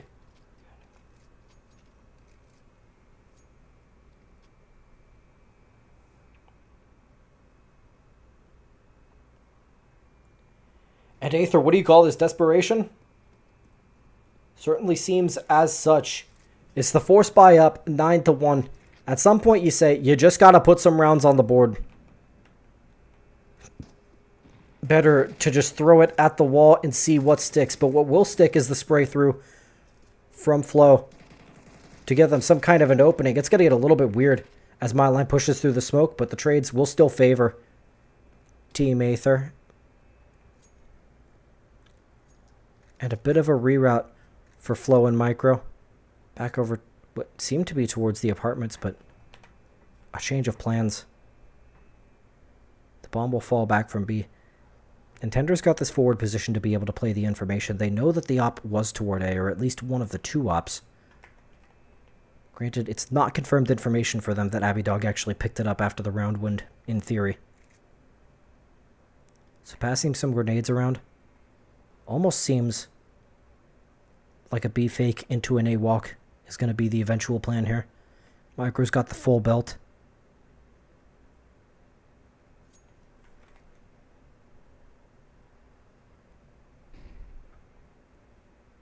But not so. One flash onto Abidog to try to show a little bit of presence, but I mean, it's just so flat. And with 30 seconds remaining, surely at some point, Sentiel opts to double over to CT with Knifa to be ready to receive this hit onto the A-bomb site. They really got to start moving here. 20 seconds remaining. The smoke just now coming down onto stairs. Molotov onto Sandwich. Flashbang over. Will be good onto Knifa. The timing shot missed, and the shot hit from Flo in response. So the plant is going to be going down on the bomb site, with Sentiel having the opportunity to deny it, but Abby Dog will be left solo with the AWP.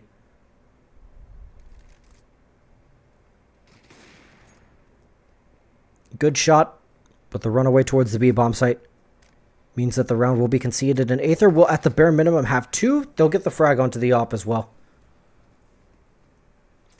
Now Chihuahua's got enough money to be able to drop a rifle over to Sentiel for this last round of the half. So not all is lost. Still an opportunity to post a 10th.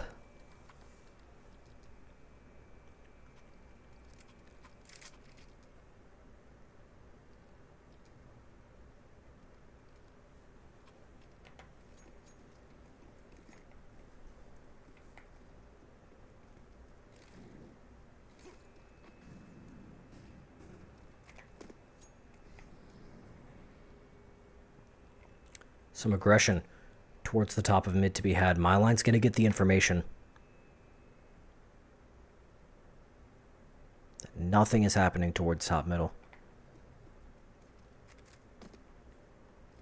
And they're going to recall the rotations over towards the A site. They have, in fact, guessed correctly. Sentiel's playing in front of this ramp smoke. This could be very, very fruitful. It's actually only going to be good for the one for one.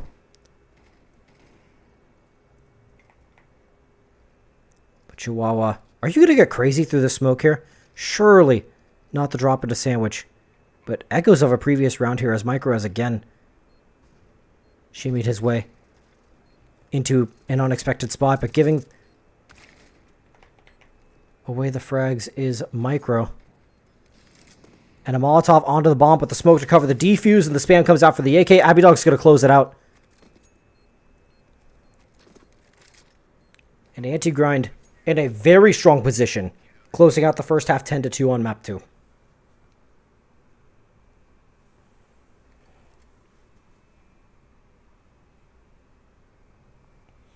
So we'll see what they have in store for us on T-side. And again, Anubis waiting as the third map if it's required.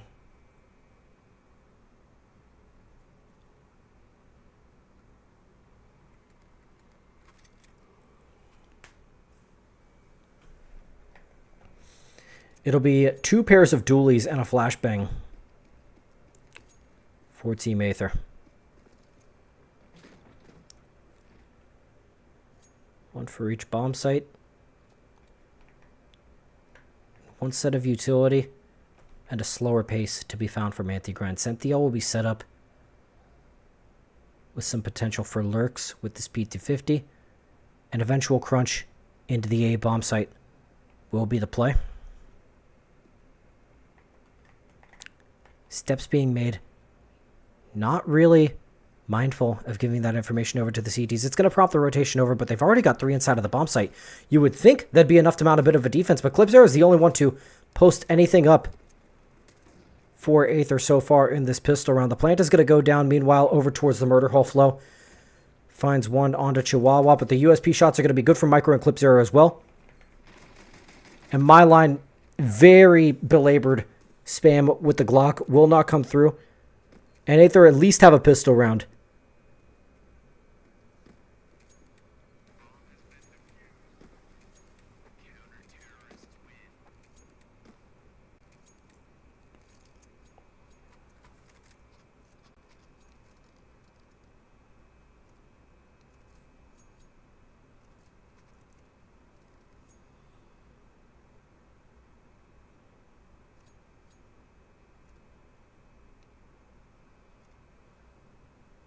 Nobody saw that. With me observing, nobody saw anything. But we do see a window smoke. As expected. And some pot shots taken with the Tech 9, but Micro's having none of it. Just block inside a con.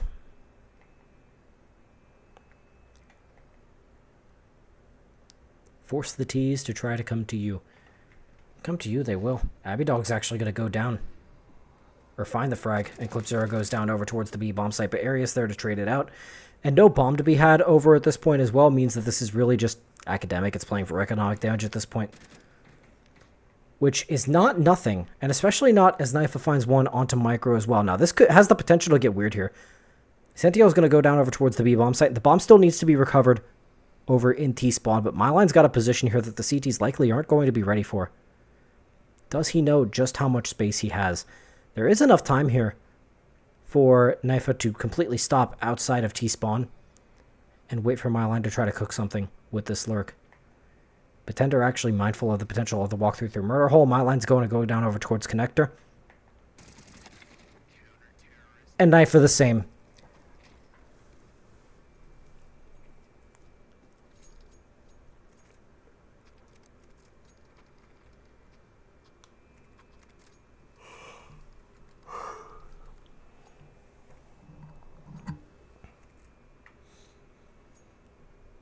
Oh boy, I need a push to mute inside of OBS. God forbid if we need a third. Set that up. Make sure that I'm not yawning right into the microphone. I mean, it's not the game putting me to sleep, it's the time frame, brother. Little late over here, but we're still having a grand old time. As is Flo. Trying to make the most of the situation that they're in right now. Finding one through the smoke and looking for a second as well, but Abby Dog's actually going to be good for it. And with Tender going down over towards Z, Palace, A bomb site is wide open. The plant goes down.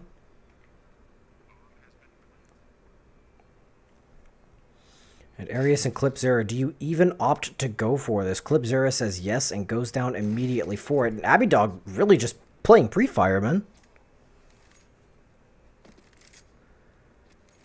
One magazine, 4 kills. And disaster for Aether.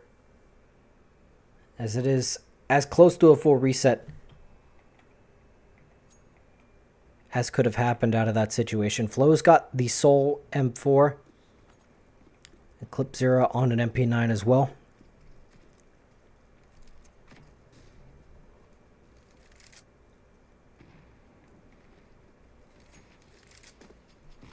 Going to be a fast break onto their own connector smoke, and Chihuahua just absolutely farming with the AK. Anti-Grind were not satisfied with the way map 1 went. Their own map pick. And desperately want to bring us to Anubis for a third.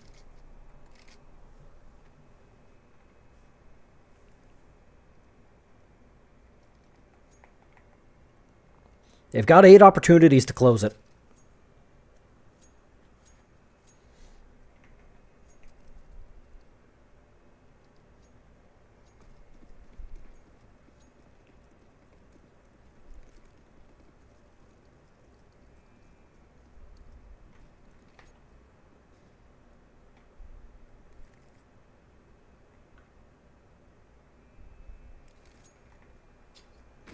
Flashbang out into the middle. Clipzera looking for one with the MP9, and he'll be good for it.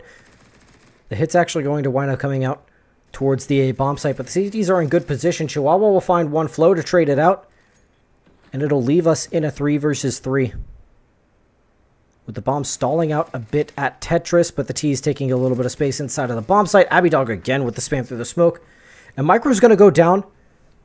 Anti-Grind saw the score on map 1. 13-5. They said, we'll do you one better. 13-4 on the map pick of Team Aether. And we're going to need a third map to settle out this best of 3. It's going to be Anubis, on which we'll close it out. So with that being said, going to grab a quick drink, take a quick break. Do not go anywhere. We'll be back map 3 coming shortly.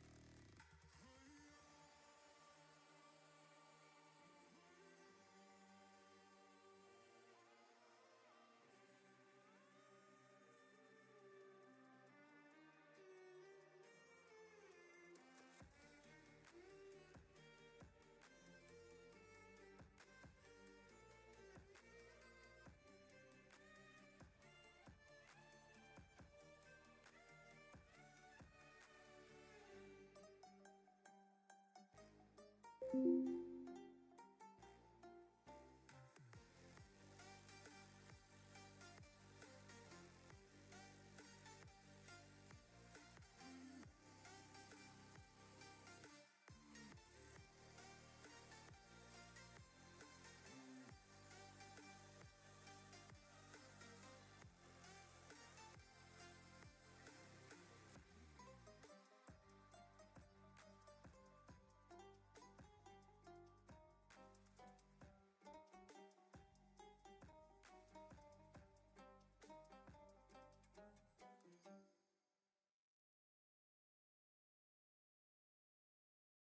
the barricades, I wanna know why they hold me back. Need a miracle to break me through, but I won't get that. If I was a real wonder, then I could save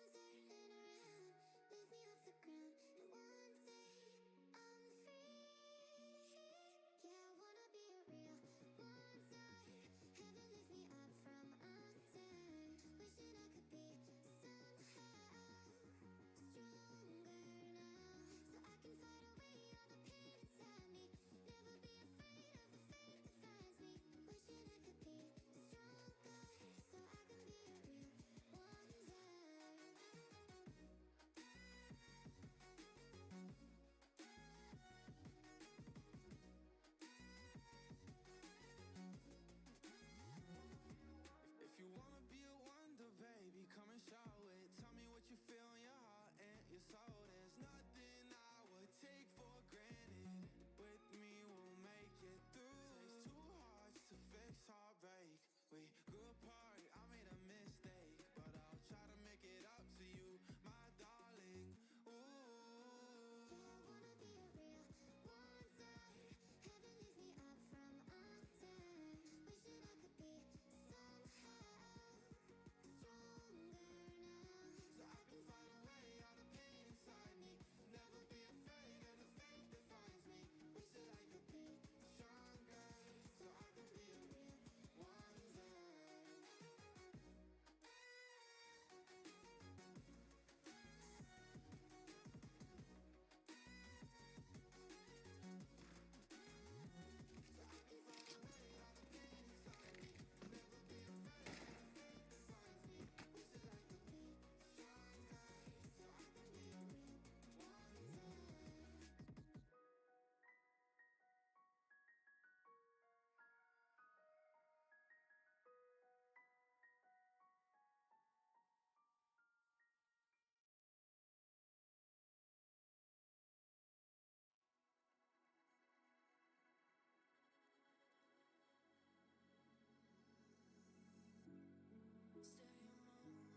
stay a moment.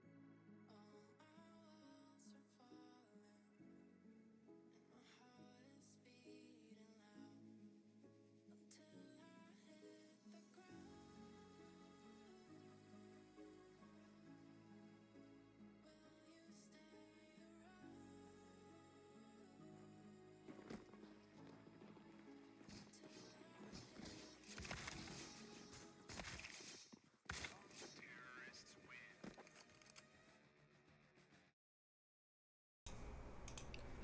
Perhaps a bit of a shorter break than I anticipated, but it is map 3 of this matchup in OSS, Anti-Grind versus Team Aether.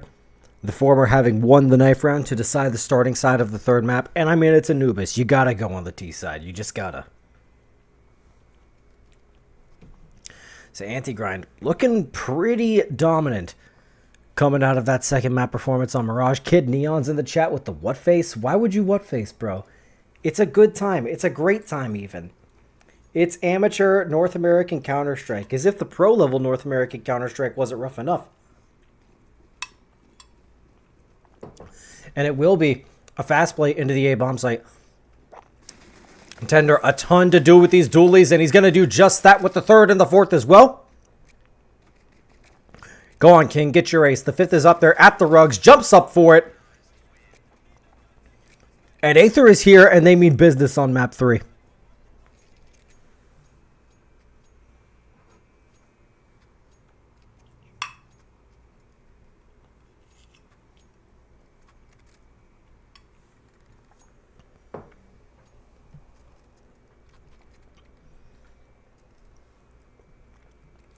Sending a message. Does not matter how well the second map went for you. You will not pry this best of 3 away from us that easily.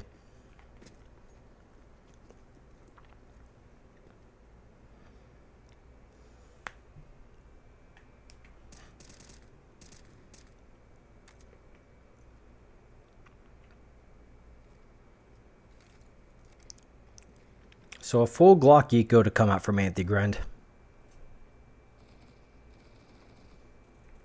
And just verifying that Abby Dog still is in the server for him as the substitute. Did quite well on map 2.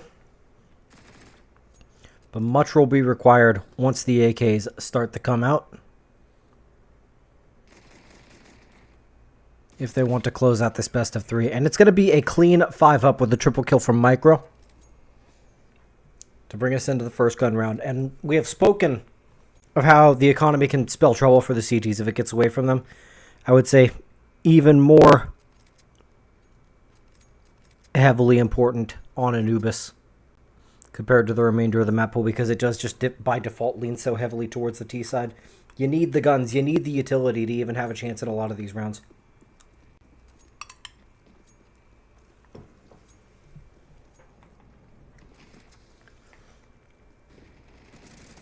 And it's fast. It's aggressive from Aether. A collapse inside of Canal to start the round, and Micro's good for the spray with the MP9 as well. And it is a hit in towards the B bomb site, but it falls kind of flat. There's no bomb here. It's going to have to be delayed, and meanwhile, Chihuahua's going to go down from inside of the smoke. And just like that, Abby Dogs all by themselves. Still not sure if it's a man or a woman. Somebody fill me in, please.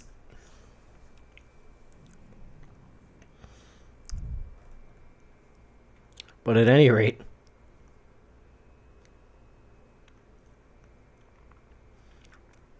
Aether to post a very convincing third, and having recovered one of the AKs and a Galil from the Ts as well, solves the problem of having to potentially upgrade the MP9s and compromise the money, and it puts them in a position where they might just be able to get these rounds rolling and build up a strong CT side.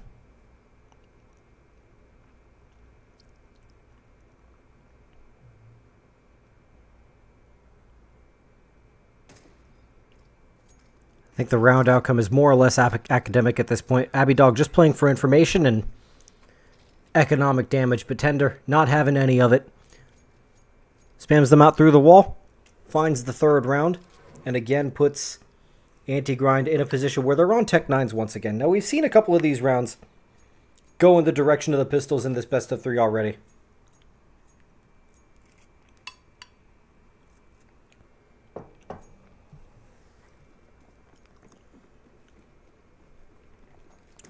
So what does Anti-Grind have in store for us? Looks like a B-rush. Or at the very least, a pop of sorts.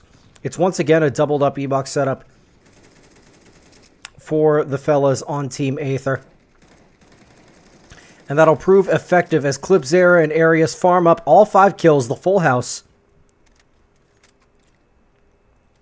And again with 5 alive, Micro's at over $10,000 even after the reinvestment into the utility.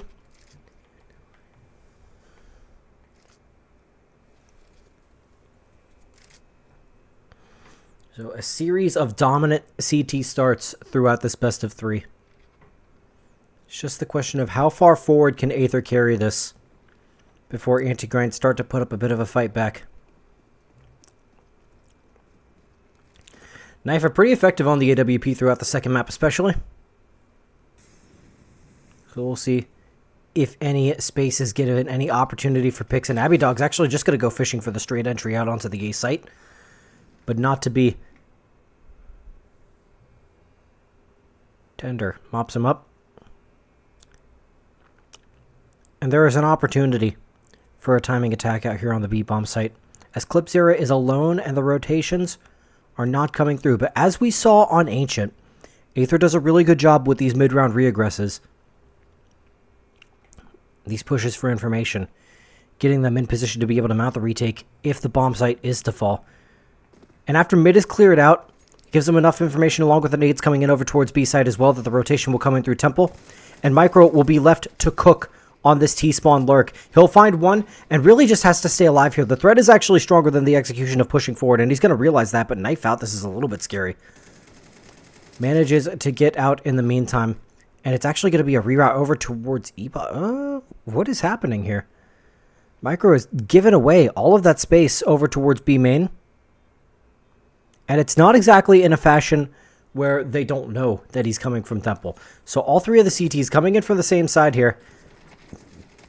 Going to be a tough close, and knife is going to be good for the double kill with the AWP as well. At the very least, anti-grind will get on the board.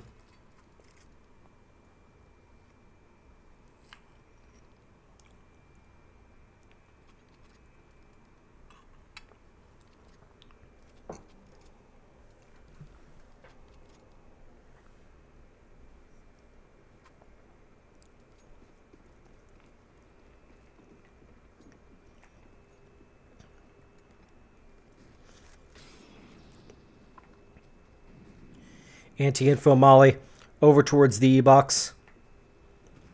Will prevent the double setups that Aether has leaned so heavily upon up to this point at the start of the round anyway, and is going to allow some canal control for anti-grind. But the opening pick having given over towards B main means that it's going to be equal numbers, at least for the time being. Abby Dog, that's a crazy double kill to get with the jump shot coming through as well, and the B side is going to be compromised here. The Molotov inside of Temple, and man advantage maintained, now equalized by Flow as the op kill is found from CT. Tender here's the other T running through canals as well. So with the bomb plant going down, that's information on both confirmed. It gives Flow enough room to be able to work with something anyway. But the smoke is actually just going to fully block him out of this retake for the time being. The impetus will be all on Tender to try to get them back into this round. He's got the kit as well, so they can afford to delay this a little bit. But the flashbang coming over from CT will be all that he's got going for him. And Myline's going to be ready for the walkout from B main. The shot from Flow is not going to connect either.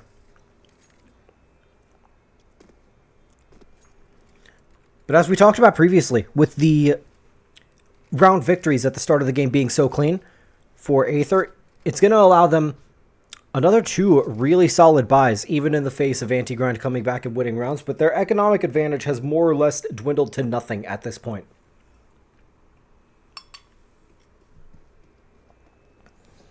They've got this buy and are in danger of being ecoed if this round does come through for anti-grind.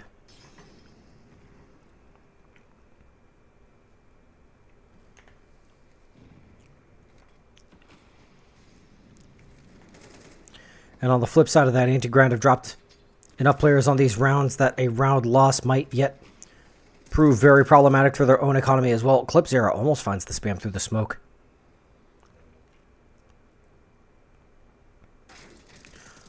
Oh, what a shot from Sentiel from B main.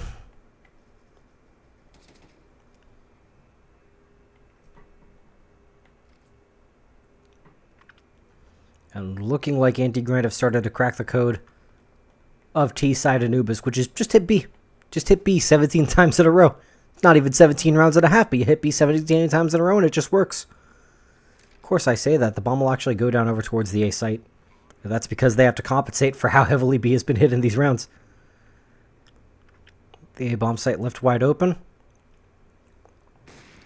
And Flow basically fishing to pad the kill counter at this point. He's going to hit the tag through the wall, but he's being crunched in on both sides. Clipsera will be the man in position to try to help him out, but Myline's going to catch him, and anti-grind starting to build up a bit of a roll on this T side. And the impending eco from Team Aether is going to help that roll go just that little bit further.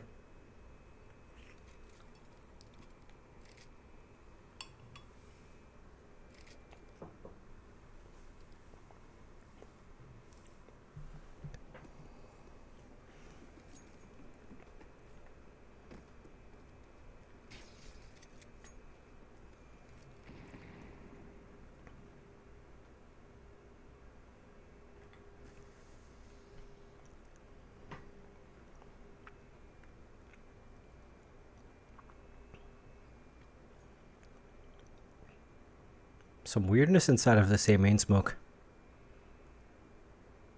Mylan will back off of it eventually anyway, but is he going to be ready for the fade as it comes through? Oh, spots the head through the corner and will be not quite good for the second. But he's got enough teammates to cover, at very least, the AK from being recovered. Chihuahua and Sential over towards B. Oh, this is ambitious from Flo as well. He'll at least be good for the one to trade out his boy with the P250. But no more. Micro's got the AK. And this is more than a valid save to try to take into the next round.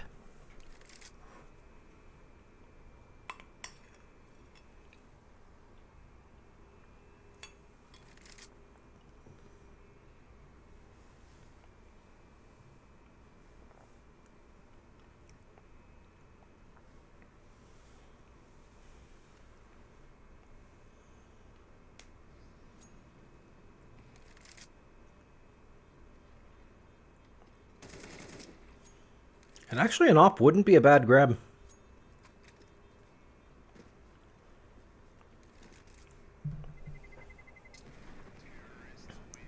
And he will fight to live another round with it. The pause is going to come in.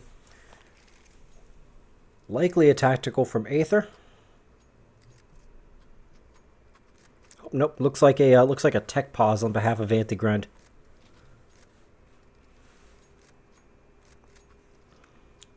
So not sure what the problem is, but hopefully we'll get rolling again in just a moment.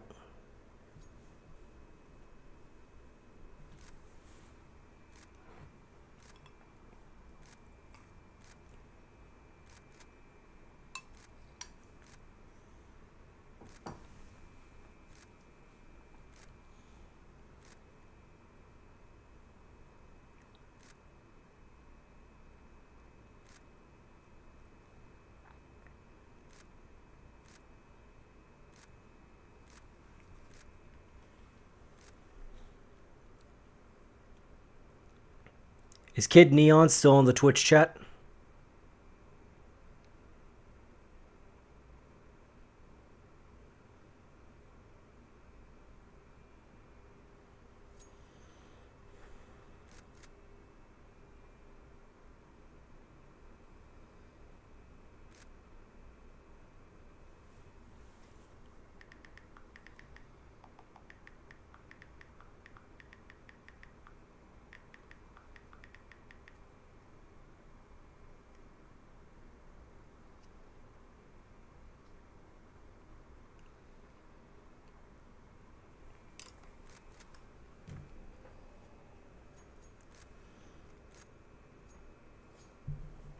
Still nothing clear on the nature of the tech pause.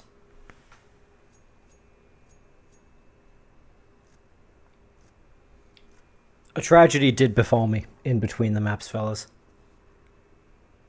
Which is that I have to swap back. Oh, I don't have the camera on. Unfortunate. You may have saw in the on-camera segments, I have these in-ear monitors in my ears. They have the little rubber things that sit inside of your ears. These things have a bad habit of separating from the actual IEM whenever I pull them out of my ear. So then I gotta like try to pinch the edge of like the rubber piece and pull it out of my ear or whatever. That happened to me in between maps 2 and 3. I dropped the rubber piece. I have no idea where it is. So I've got one of my 2 earbuds that is just kind of floating in the air inside of my ear. No sound isolation, nothing. What's probably happening is my dog is under my desk because it's been storming outside and she hates it. So she's hanging out with me. She's under my desk. It's probably under her somewhere. Rolled under her. Collecting a little bit of doggy smell. That's more than likely what's happening. But for the time being, it means I have no sound isolation on my right ear. Truly one of the problems of all time.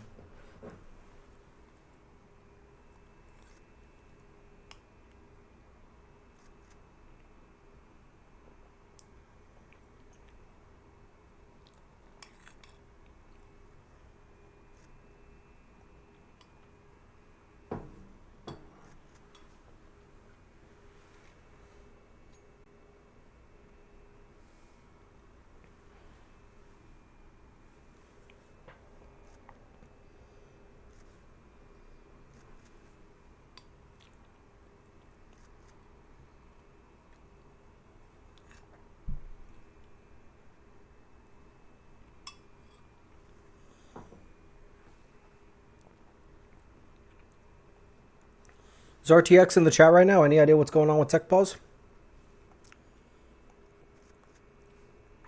We've been here about 4 minutes. It says Team Antigrind has 1 minute left for pauses.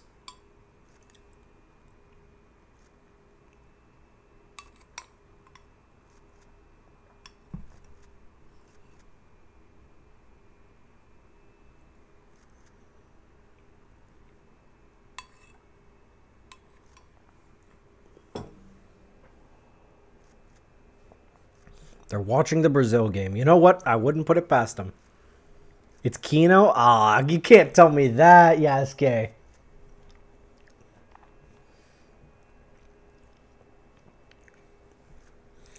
Can't tell me that. They're going to tab out. They're going to start up again. I'm going to miss it. Also, how would you know? How's the internet service in Redacted?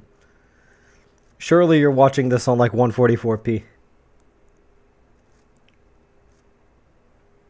Come back into 1 round from overtime. Aw, dude. Killing me, man. Yeah, I did see that it was map 3. Oh, we're using our tech pauses now. Antigrind has used all of their 5 minutes of tech pause. And in hopes I do have enough internet to watch well enough. Well, that's fortunate. In hopes of catching the final rounds of Pain versus Furia. I did that at the start of the stream as well.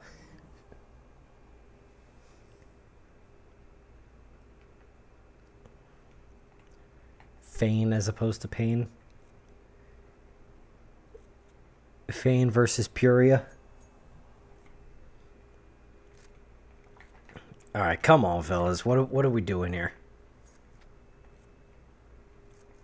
I'm starting to get annoyed as if I was one of the players inside the server having this happen to me. Because I have had this happen to me.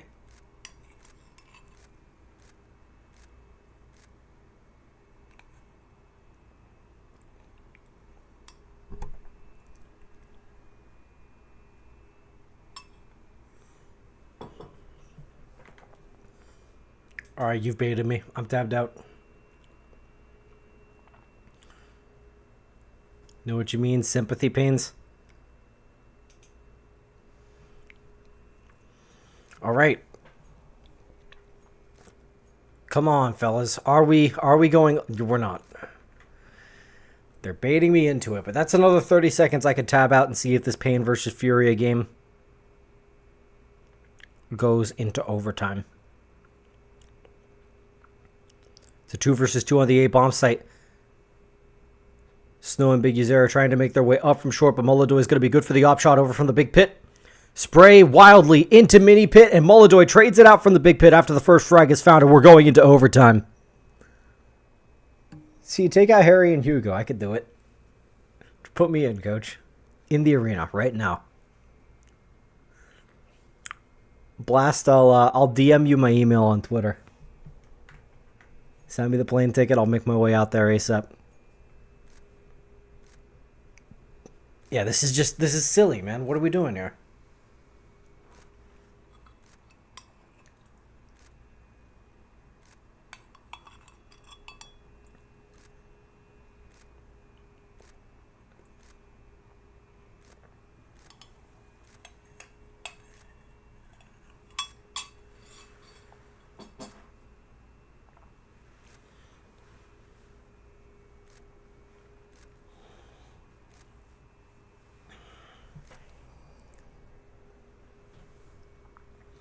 Cynthial disconnects from the game. We get a 2-minute technical pause.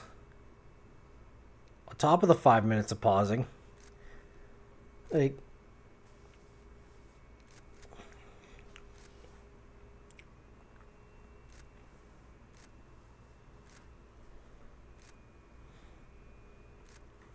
are we seeing this, boys? This is crazy. Okay. Chihuahua says, I'm here. Cynthial reconnects.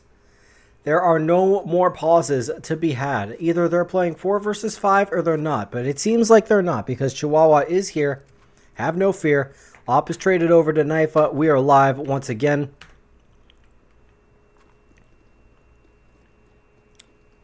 Two-minute Shirley. This is the 6 overtimes? Yeah, maybe, man. If it's 6 overtimes, I'll have time to watch it after this game concludes. Unless this game also goes to 6 overtimes. I guess that is possible. Don't write it off. Don't write off flow with the AWP either, but the first 2 shots will not connect.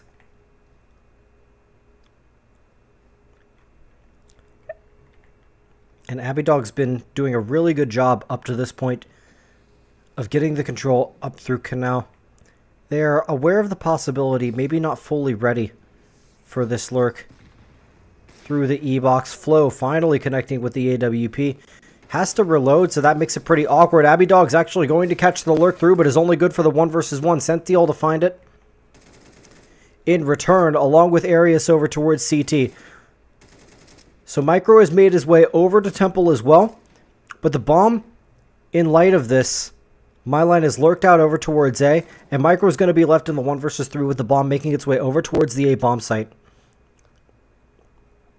So anti-grind, we're being anti-fun with the 5 minutes of additional pausing for no discernible reason.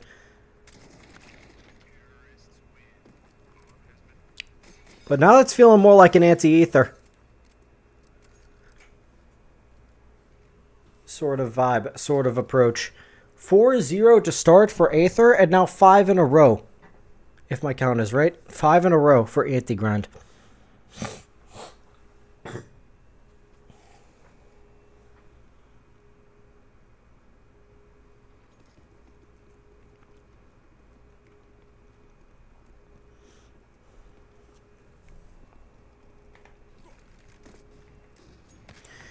And it's going to be the run back of the previously mentioned fast canal crunch. But this time, a little bit less aggressive on the approach. They're going to opt to smoke the T-stairs instead of fully committing through. Tender looking for a lurk out through A main. Will find it onto my line. And the B bomb site is going to be wide open for the time being. But it's just a matter of how fast the T's are going to figure out and take advantage of this fact. There's going to be a smoke to block the push.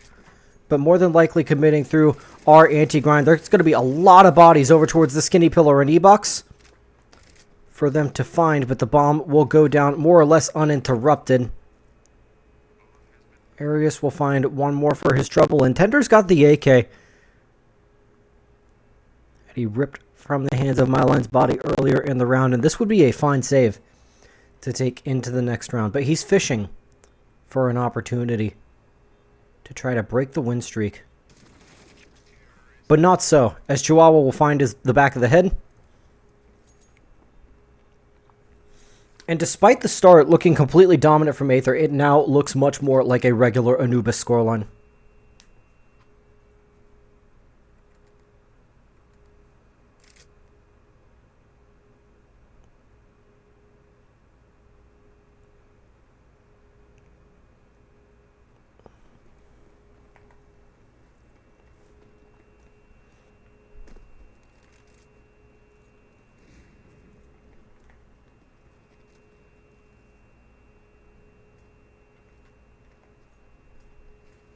Will be MyLine this time. Taking the control over towards E-box and a return to the double E-box setups that had proven successful for Team Aether early on in this game. But Knife is actually going to find the shot through the smoke. He'll be traded out by Tender. But the man advantage is still maintained for anti-grind and the space over towards the B bomb site as well. One tag through the wall. Not the second. Would have been the kill. But Flow, not much to do but to back away and to concede this round. Tender is making his way over as if they wanted to go for this. But yeah, it has to be the concession here, surely. You've got the maximum loss bonus. You've got the rifle in the AWP. You take these into the next round. You drop rifles over for your boys. And you're not happy at the prospect of going down 7-4 after you open the game 4-0. But does not mean you throw away your opportunity to at least get your 5th in the final round. So they'll see some sense. Flow will see another opportunity with the AWP and very nearly get burned out by the incendiary. But meanwhile, Tender is actually cleaning up. He's on for an ace if the last kill by Senthiel were to be chased, but not to be some feel-good frags.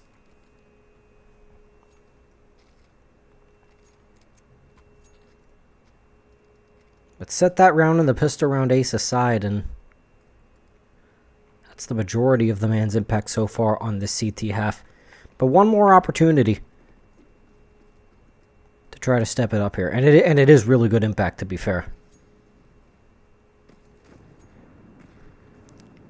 Pistol rounds worth their weight in gold in CS2.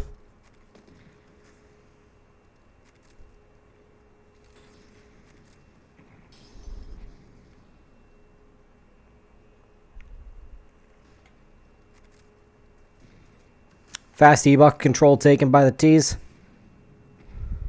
My line dodges the flash, swings wide, clips Zera. Will actually find the adjustment and the kill as well. Arias through the smoke.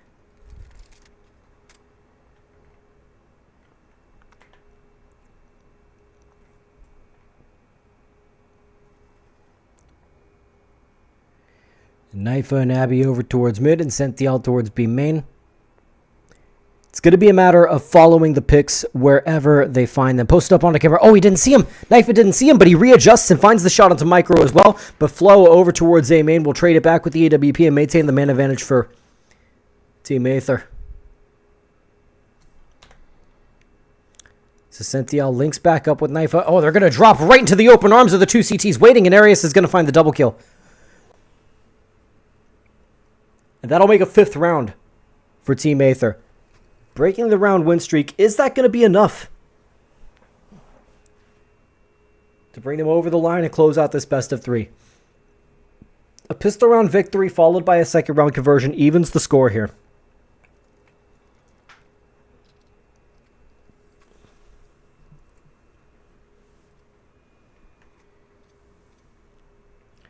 So it'll be 2 pairs of dualies on the CT side and 2 sets of utility on the T side. A heavy lean towards the A side of the map.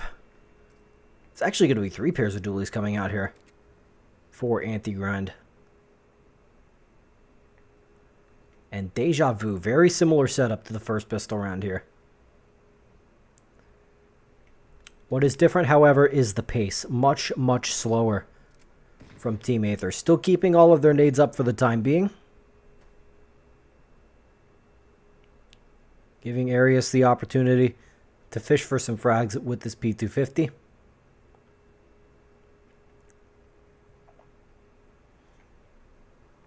And perhaps banking on Anti-Grind, rotating out of any heavy stack setups. In light of the slower pace, the dualies are going to swing wide. A knife is going to be good for the first and for the second as well. The split will be successful in through camera, however. So it's a matter of holding onto A main control long enough for their teammates to rotate in. But it's actually going to be a reverse clear coming out from the T's. The dualies going crazy once again. It's only going to be a triple as opposed to the 5-piece. But Senthiel is good with the last 2.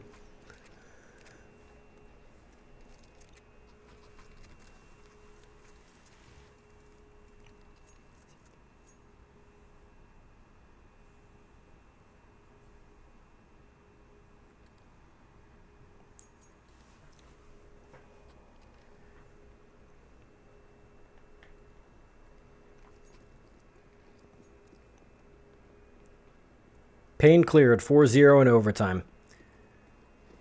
Honestly, I was pulling for Furia. And Aether, we're pulling for a bit of an airstrike into the window, but it's not to be. Knife is going to find 4. And we will, with pace, get into the first rifle round of this last half of regulation in this best of 3.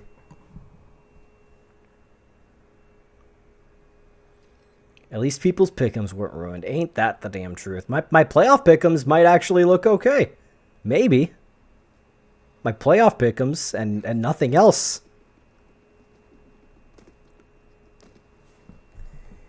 It is goofy just how ridiculous this major specifically was with those sorts of things. But at any rate. Leave the major for the major. I had Pain? No, but I can still get 2 quarterfinals correct. I had Spirit and Fury, I'm pretty sure. But I also have phase and vitality. You only need 2 of the quarterfinals to get the point for that, I think. Unless they've changed that too, in which case, I mean, even if I bought the pass, which I did not, it would be bronze coin territory. Oh, this is interesting from my line. He's actually going to opt to back away out of the smoke. Reflash comes in, and the dink as well, but Arius finds the headshot as well. Headshot versus headshot. You favor the AK a little bit more in that situation. Meanwhile, Tender is going to find one over towards the A-bomb site as well. So it's a 5 versus 3 for Aether to convert at this point. One will be found back from the E-box, and very nearly the double kill coming out from Chihuahua, but the A-bomb site is going to be left wide open. And they have the general whereabouts of the last 2 CTs. Did he not just flash himself? So I'll explain after the round. So Tender is going to go down at the fishtail, leaving Clipzera and Flo to try to close out this 2 versus 2. The HP advantage in the favor of Anti-Grind. The spray with the Galil is no good, but the trade from Sentiel is. Okay, so the idea with that flashbang is you line up here and you underhand the flash. The idea is that it's supposed to pop at the bottom of the stairs right here, so it doesn't blind you when you actually peek out. I think maybe he aimed it a little bit too high. Because obviously it did. He like half whited himself. It's not. He wasn't as flashed as the graphic on stream would have had you believe, right? So you're supposed to be able to peek out like this. You're not blind at all. Yeah, so no line of sight. Yeah, exactly.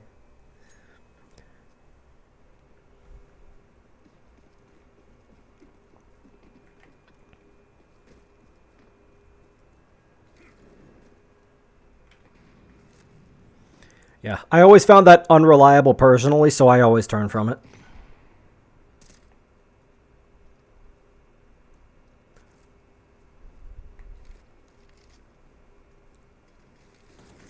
But a fast pop into the B bomb site. Aether, is this a desperado at this point? Throwing bodies, throwing guns at the wall and seeing what sticks, and the answer is very little. Sentiel's good for the double kill, and Knifa with 1 as well. Oh, that's a brutal team grenade to let rip onto your teammate as well. The op shot is going to miss on the final player, but it's going to be a cleanup and an 11-5 lead for Anti-Grind on the precipice of what would be not a huge upset, but an upset. The team that on paper would be less likely to take this best of 3, very close to bringing it home.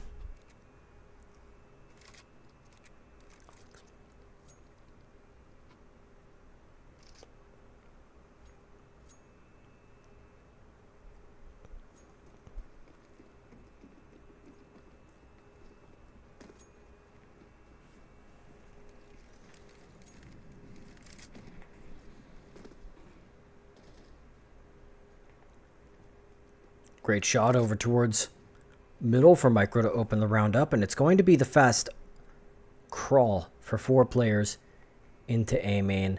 Abby Dog, are you going to take this peek at the right time here? And it is just that, a timing peek. The creep is going to come out over towards the right side. Tender's been playing his pre-fire. Clears the angle properly. Micro finds one more over towards middle as well, and this is likely a very quick concession on the round from Anti-Grind. Ooh, timing just about missed. He spots the player, but oh, Micro comes back and checks it. That's a sick shot to hit as well. Unclear whether or not Micro perhaps saw him on radar. Somebody called it out to him.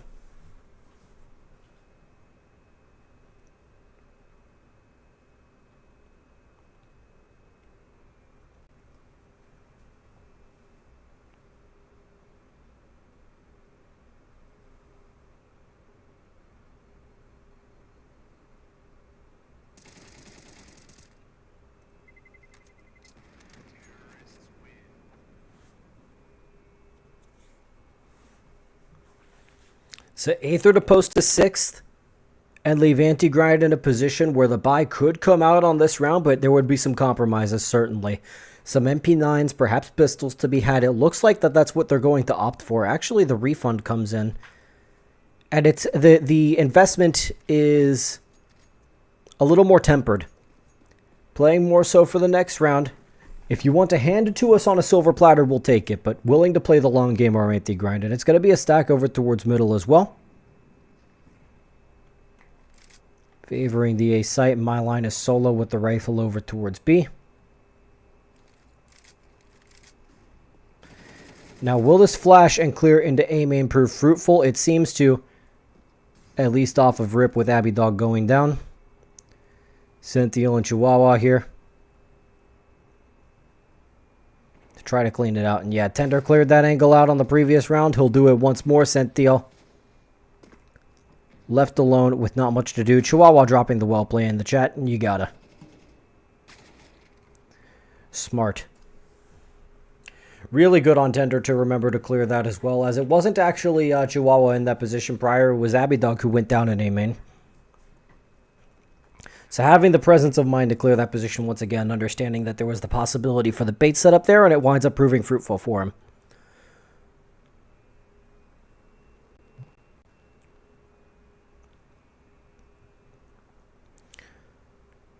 So Aether in a strong position to try to work this back now. 5 alive.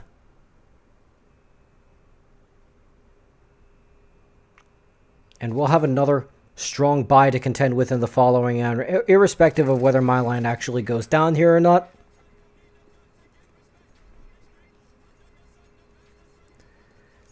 But keeping 5 huge in the event that anti-grind are able to secure the 12th round.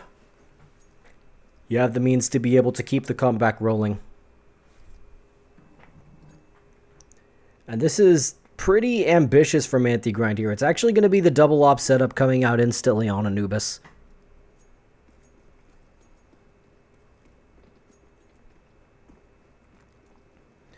With Chihuahua leaning towards B, and Knifa playing a little bit safer, playing a bit of support off the start towards the bomb site. Flash goes out for Abby Dog. Arius is full white, but the first bullet connects. A little bit early on the peak, or maybe a little bit late on the flash. Who's to say? But you've got both ops leaning over towards the same side of the map here, as Chihuahua is going to lean over and pick up mid. Knifa forced to lock in over towards the A site. And the bomb not committed yet. It's going to be picked up by Flow, and you would think brought over towards the A bomb site as the space is being taken up towards middle, but it still could go yet either way.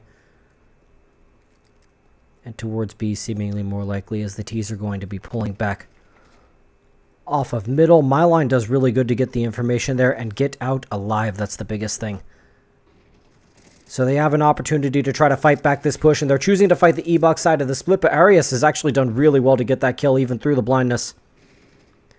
So the B-bomb site is lost, and the push through into CT as well will be good. Micro finds the kill, and you've got both ops remaining in a 2 versus 2 on the retake here as the bomb goes down.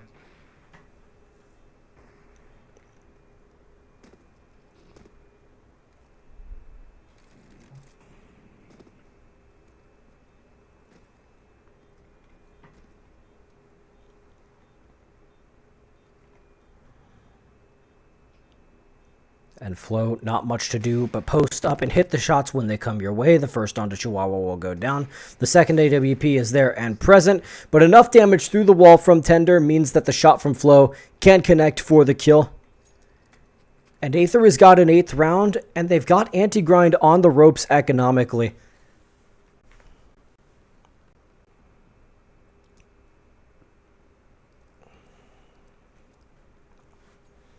The lead has shrunk considerably, and in short order may just yet evaporate.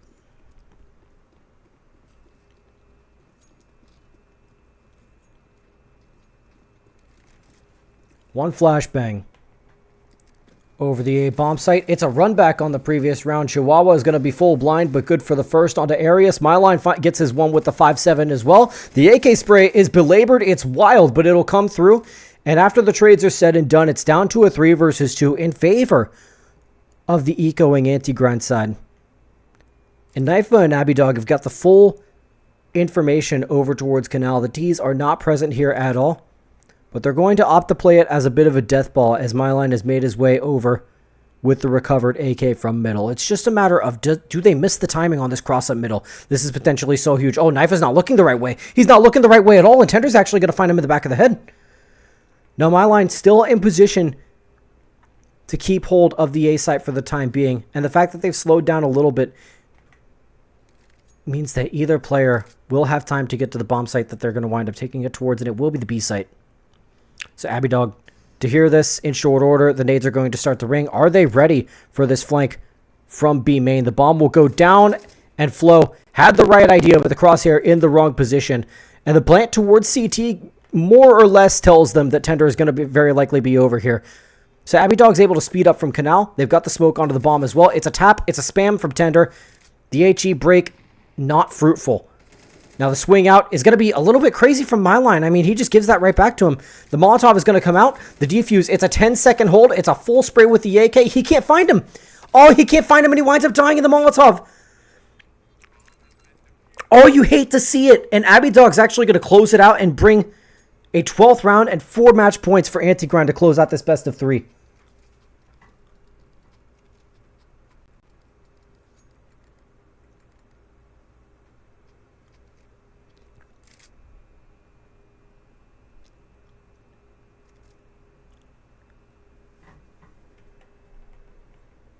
Man, and what do you say to that if you're Aether on the other side of it?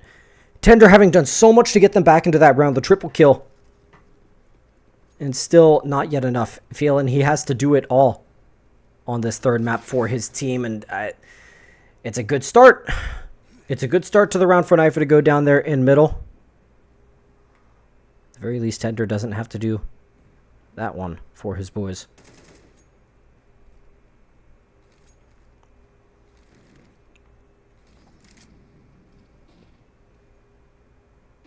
So mid-control taken, counter flash to come out. The spam is good on Decenthiel.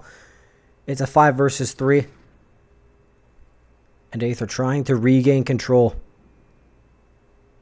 on this T side. Having a winning position in the previous round, it was down to a miracle. But just trying to show at this point that they are the more quality side and willing and able to take this to an overtime.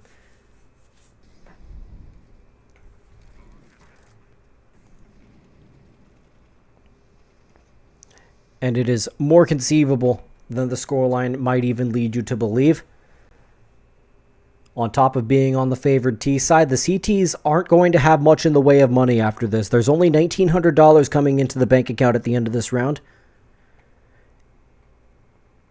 So very, very limited, even if you make the assumption that Myline and Chihuahua are able to stay alive here. Now, there is a little bit of a timing. Myline and Micro have missed each other.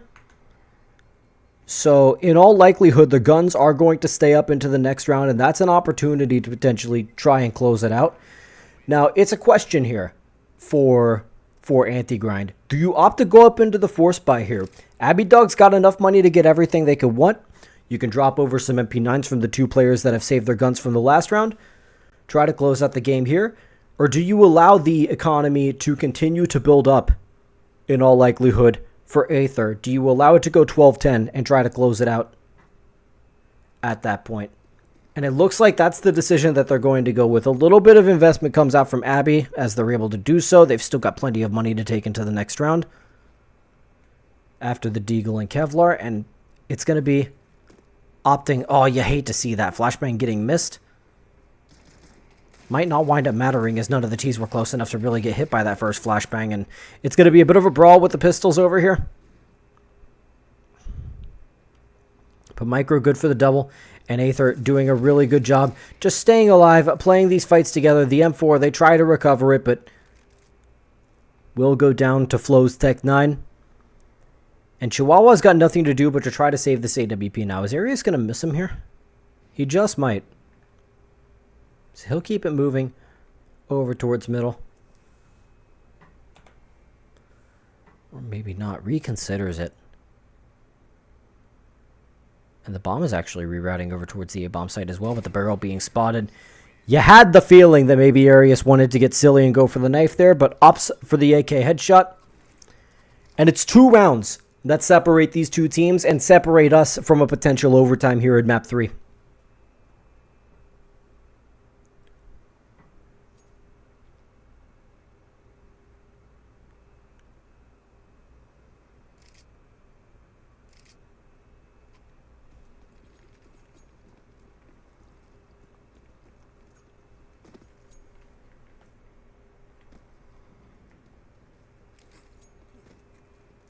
Good double nade at the start of the round is going to be 75 damage dealt onto Flo. Unconfirmed damage, but damage nonetheless. And it's looking like it's just going to be a setup with a quick A execute, perhaps a crawl onto this bomb site. Now, again, we're relying heavily on this position behind the pillar. Is Chihuahua going to get found out on it once again? He might, but not before taking one down with him. Clip's arrow is actually good for the double kill to get them into the bomb site, and the rotation will come in.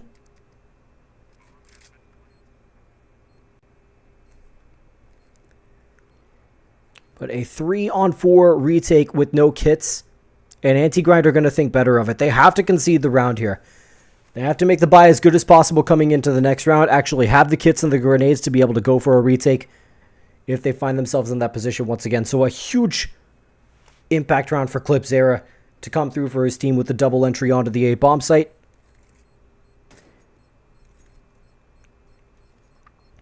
And we are going the distance, the full 24 rounds here on map 3. He didn't do the Austin.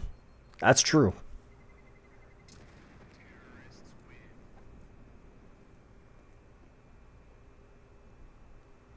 I don't know if you can do the Austin from that position, however.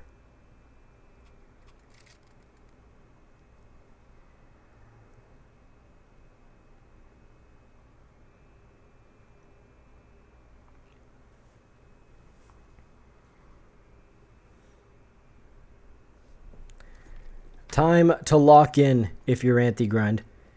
You've got one opportunity remaining to close out this best of 3 without having to worry about any of that overtime funny business. The HE, a good idea once again, but Flo taking his pacing a little bit more slowly in light of the fact that the 2 HEs rained down on him. Honestly, could have killed him in the previous round. So it's just chip damage this time around. Abby Dog is going to be in this forward position over towards A main, and a good flashbang might just be enough to bring us into overtime. It's going to be the pop onto the A site once again. The flick off is no good. And Chihuahua fully mollied out and smoked out from camera. Can't really do anything with this. There's going to be a duel over towards middle in due time here. Micro is playing this lurk to try to catch these rotations coming in for the retake. And there's just going to be enough grenades to continue blocking through camera until the time starts to get fairly low anyway. Knifa, oh, he doesn't actually see the player in the bottom of the bomb site there. The first frag is going to be found over towards pillar, but the trades are going to have to start coming in through pretty quickly here. The frag is found from inside of the bomb site, but it's a man advantage secured for Anti-Grind, and the time starting to tick low here. Kit only on Chihuahua, and the frag is found over towards Fountain as well. The last man will go down. Chihuahua's got to get on it. He's got the kit. Let the man get on it. Might just have the defuse anyway. Okay, I misread the HUD. My line had a kit as well. But that's going to be it. 13-11. And Anti-Grind, not quite the result you would expect on paper coming into it, but certainly a very capable team. They take it over the line. Dominant stuff on each of the opposite of one another's map picks. But the third, the decider, goes the distance. Team Aether CS in the chat, well played. Yeah, I mean, it was good stuff. It was really good stuff. Really solid work on that T side of Anubis especially. I mean, it just looked initially like Aether was going to run away with it on the CT side. Going up pretty cleanly 4-0, and it's not like Anti-Grind were really even getting on the board in those rounds, and then they just started racking them together. At T-side Anubis, what are you going to do? GG's, wow. Yep. So very good work. So that is the last Dapper shirt. Thanks, man. Yeah, it's a cotton linen blend. I thought you might like this. So at any rate, yeah, that is going to be the last of the round 3 games for OSS. The draws will be coming out in due time, and hopefully I will have time to catch some of the round 4 and round 5 games as well. Better dressed than LEC casters in League? Is the bar really that low? I mean, I'm in jeans right now, man. Surely not, right? I'm in jeans. I'm like slightly overdue for a shave as well. It's like, come on, man. You can't tell me there's something the bar that low. But yeah, very, very good stuff. It was a fun little game to watch, and hopefully as I get into the flow with it a little bit better as well, able to do a little bit better job on the observing in some of these chaotic moments as well. Still clearing them. I'll take it, man. Clearing them with the sock mic in the year of our Lord 2025. This is a long-standing piece of equipment right here. This sock, this pop filter. My first real microphone, if you want to call it a real microphone, was a Blue Yeti, and I didn't have a pop filter on hand, so I was popping really badly in Discord. I grabbed one of my old socks that didn't have a match but was clean, and just used that as a pop filter. That was probably about 10 years ago at this point. So the sock has remained in play through the entire use of the Blue Yeti. I got myself a little MXL condenser mic now. And as I was taking the Blue Yeti off of the setup, I'm like, man, I gotta make sure the sock is clean. Yeah, I guess so. Yeah, man, really fun game. I'll be watching for the draw for round 4 and for the scheduling of the games. And yeah, you also sock Max. Yeah, I'll be on the lookout for round 4, the draw of the games and everything. And hopefully we don't have too much delay with the major going on. I know there's a lot of people in Austin right now. I was considering going with a couple of buddies and everything, but I mean, I gotta say, I looked at the ticket prices immediately, and I don't know, man. It was like $900. In terms of the next game Tuesday, okay, bet. Yeah, just in terms of the straight monetary cost of going to the major, it's like for the same cost, I could go get my passport, I could fly to Budapest, and I could probably stay in Budapest for a week and still spend less money than I would if I go to Austin. Not to say that I am going to Budapest. I mean, I'd love to go to a major at some point, but it's just crazy how expensive they had the tickets for that event. Next game Tuesday, next round out tonight. Fantastic. Okay. Well, I think that just about wraps it up. Again, with the major going on and everything. Really, really appreciate everybody that came out to the stream this evening. And I've been having fun with it. We'll keep it rolling. And whenever the next round of games comes out, see what lines up with the schedule. And we'll go from there. But for the time being, everybody have a good evening. Iggy out. Peace.